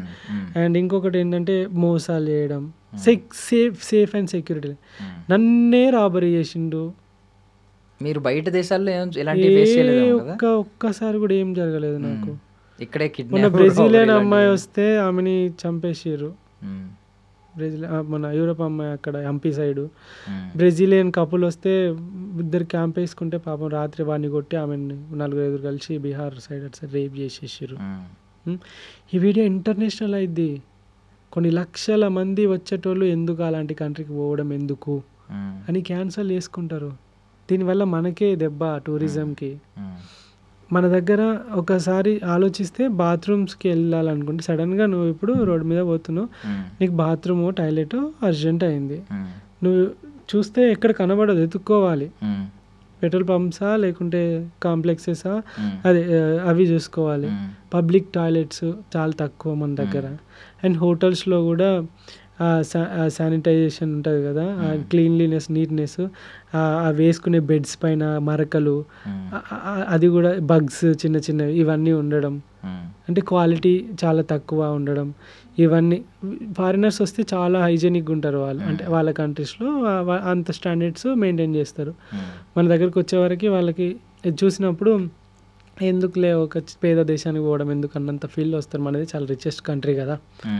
సో నేను ఏమంటా అంటే మనం ఎట్లనైతే బయట దేశాలు పోయి తిరుగుతున్నారో అన్ని దేశాలలో వచ్చి మన దేశం యొక్క గొప్పతనం, మన ఆర్కిటెక్చర్, మన గుళ్ళు అసలుకి ఎట్లుంటే అసలు మన గుళ్ళు, మన వరంగల్ సంబంధించిన రామప్ప కానీ, 1000 స్తంభాల గుడి కానీ, ఈ భద్రకాళి మాత భద్రకాళి మాత చాలా టెంపుల్స్ ఉన్నాయి ఇప్పుడు వరంగల్లో కానీ, ఇప్పుడు హైదరాబాద్లో కానీ, హంపి కానీ, ఇప్పుడు ఆంధ్రప్రదేశ్లో కానీ. మన సంస్కృతి, మన కాకతీయ రాజులే కానీ, మన దేవరాయలు కానీ, ఇలాంటి ఎన్నో అసలు అంతుపట్టని ప్లేసెస్ తెలుసా. ఇప్పుడు ఒక్కొక్క పురాతన కట్టడాలు కట్టిన ఇంతవరకు పగిలిపోలేదు, చాలా స్ట్రాంగ్ ఉన్నాయి. అప్పుడు కట్టిన మన రాజులు కట్టిన 100,000 సంవత్సరాల క్రితం ఉన్నాయి. ఇప్పుడు కట్టిన బిల్డింగ్కు పర్రెలు వాస్తున్నాయి, అంటే రంధ్రాలు ఇట్లా చీరికలు వాస్తున్నాయి. అప్పుడే ఎంత టెక్నాలజీగా వాడిర్రు వాళ్ళు, ఎంత గట్టిగా కట్టిర్రు. అంత పైకి రాయి ఎట్లా తీసుకుపోయారని ఇప్పటికీ పరిశాన్ అవుతాం. అంత పెద్ద రాయి ఏనుగుల ద్వారా అప్పట్లో వాళ్ళు తీసుకుపోయారు కదా. సో నేను ఏమంటా అంటే మన దేశం కూడా అట్లా మంచిగా ట్రావెలింగ్ అవన్నిటికీ ఉంటే స్కోప్ ఎక్కువ ఉంటుంది. ఫారినర్స్ కూడా వాళ్ళు వచ్చి ఇక్కడ కూడా సెటిల్ అయితే బాగుంటుంది కదా, వాళ్ళకు కూడా ఇలాంటి అవకాశం కనబడాలి కదా దేశంలో. సో ఈ పొలిటీషియన్స్ కానీ, ఈ సిస్టమ్ కానీ, ఇదంతా కరెక్ట్గా ఎలాంటి పొల్యూషన్ లేకుండా, ఎలాంటి ఇవి ఏమంటారు ఇది ఈ కల్తీ లేకుండా మంచిగా క్వాలిటీ ఆఫ్ కన్స్ట్రక్షన్సే కానీ, బ్రిడ్జిలు కడితే కూలిపాయి, ఫ్లైట్లు కూలిపాయి, చాలా వరకు ఇట్లా జరుగుతున్నాయి కదా. ఇవన్నీ స్ట్రాంగ్గా ఉంటే ఎంత బాగుంటుంది అని నాకు అనిపిస్తుంది. సో కాబట్టి ఇండియా కూడా అట్లా బాగుపడుతుంది, ఎంత బాగుంటుంది. అంటే ఇప్పుడు ఎంత రుచికరమైన వంటకం ఉన్నా వడ్డించేవాడు దరిద్రంగా ఉంటే మనం వేసుకోం. అది సరిగ్గా వడ్డించకుండా మొహం ఎలా పెట్టుకుని వేసాడు అనుకోండి మనమే తినం. సో అదే జరుగుతుంది ఇక్కడ. మంచి మంచి ప్రేమతో ప్లేస్లు ఉన్నా పెడితే కూడా గొడ్డు కారమైనా కూడా తీయ ఉంటుంది. అదే ఇప్పుడు అది మన దగ్గర మంచి మంచి ప్లేస్లు ఉన్నా కూడా మన మన పీపుల్ చేసే కొన్ని మిస్టేక్స్ వల్ల, లేదంటే కొంచెం క్వాలిటీ మెయింటైన్ చేయకపోవడం వల్ల, లేదంటే బిహేవియర్ వల్ల, వీటి వల్ల కొంచెం టూరిజం దెబ్బతింటుంది. సో అది మెరుగైతే మన దగ్గర అద్భుతమైన tourism. Safety first, yeah safety first. వాళ్ళు సేఫ్టీ ఫీల్ అవుతారు, సేఫ్టీ కోరుకుంటారు ఎవరు వచ్చినా కూడా. నీ కడుపు మోషన్స్ అయినా లేకుంటే నీ శానిటైజేషన్ అది ఇది లేకున్నా అడ్జస్ట్ చేసుకుంటావు, కానీ ప్రాణమే ఉండదంటే కరెక్ట్ రానే రావు కదా.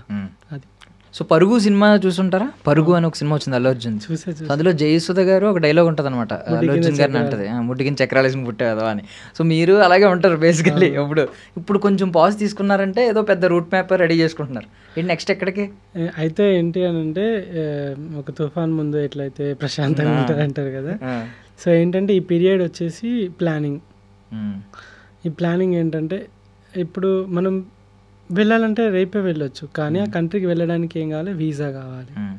ఆ వీసాస్ అన్నిటికీ ఒక్కొక్క దానికి ఒక్కొక్క క్రైటీరియా ఉంటుంది.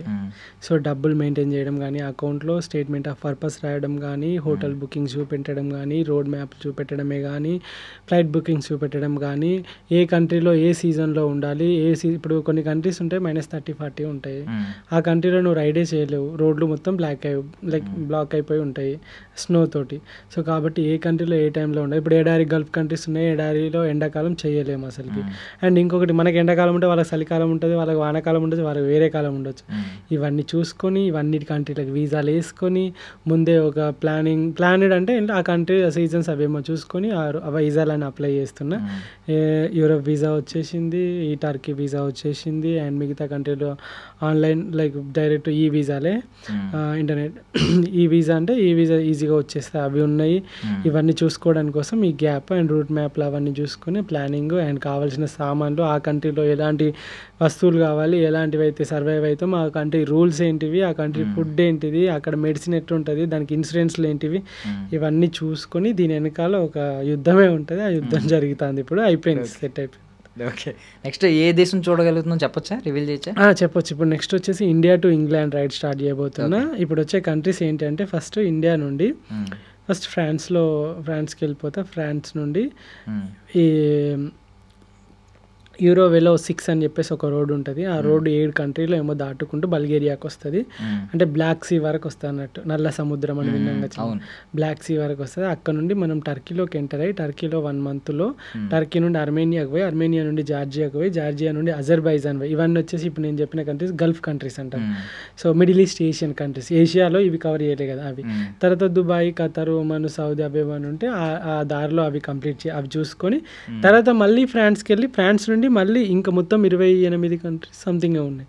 ఈ 28 కంట్రీస్ ఏవో అవన్నీ కొన్ని యాడ్ అయినట్టున్నారు 2.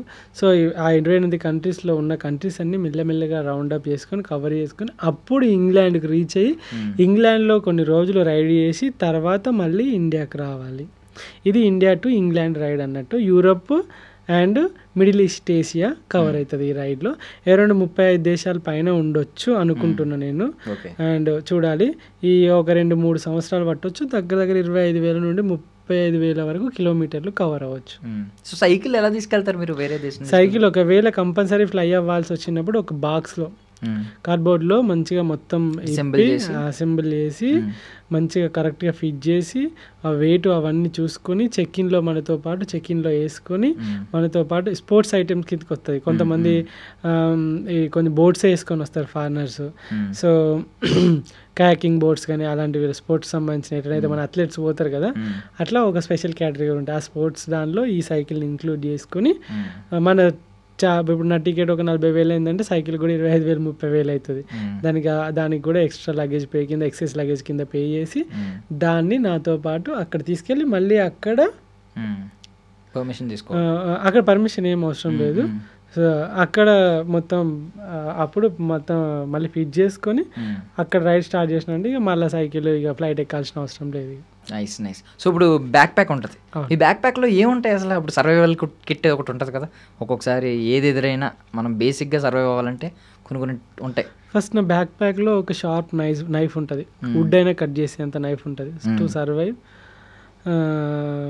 అన్నట్టు అది. సో యానిమల్స్ కానీ ఏమన్నా వస్తే ఒకవేళ నేనే చచ్చిపోయే సిచ్యువేషన్ వచ్చినప్పుడు వాటి చంపేయడం, ఇంకా అంతకన్నా ఈవెన్ మనుషులైనా అంతే తప్పదు. ఇంకా అదొకటి ఉంటుంది. అండ్ తర్వాత కెమెరాస్ అన్నీ ఇక్కడ బ్యాక్ ప్యాక్లలోనే ఉంటాయి, ముందట అవైలబుల్లో ఉంటాయి. టక్కున వీడియోస్ తీసుకోవడానికి, లేకుంటే ఛార్జింగ్ పవర్ బ్యాంకులు ఉంటాయి, పాస్పోర్ట్ ఉంటుంది, పర్స్ ఉంటుంది, క్యాష్ ఉంటుంది, ఎమర్జెన్సీగా వాటర్ ఉంటాయి, అందులో ఫుడ్ ఉంటుంది, torch lights, food, like food ఏమైనా లైక్ ఏమంటారు చిన్నగా ఇన్స్టంట్ ఎనర్జీ ఇచ్చే ఏమైనా ఫుడ్ లాంటిది ఏమైనా ఉంటే అది ఉంటుంది.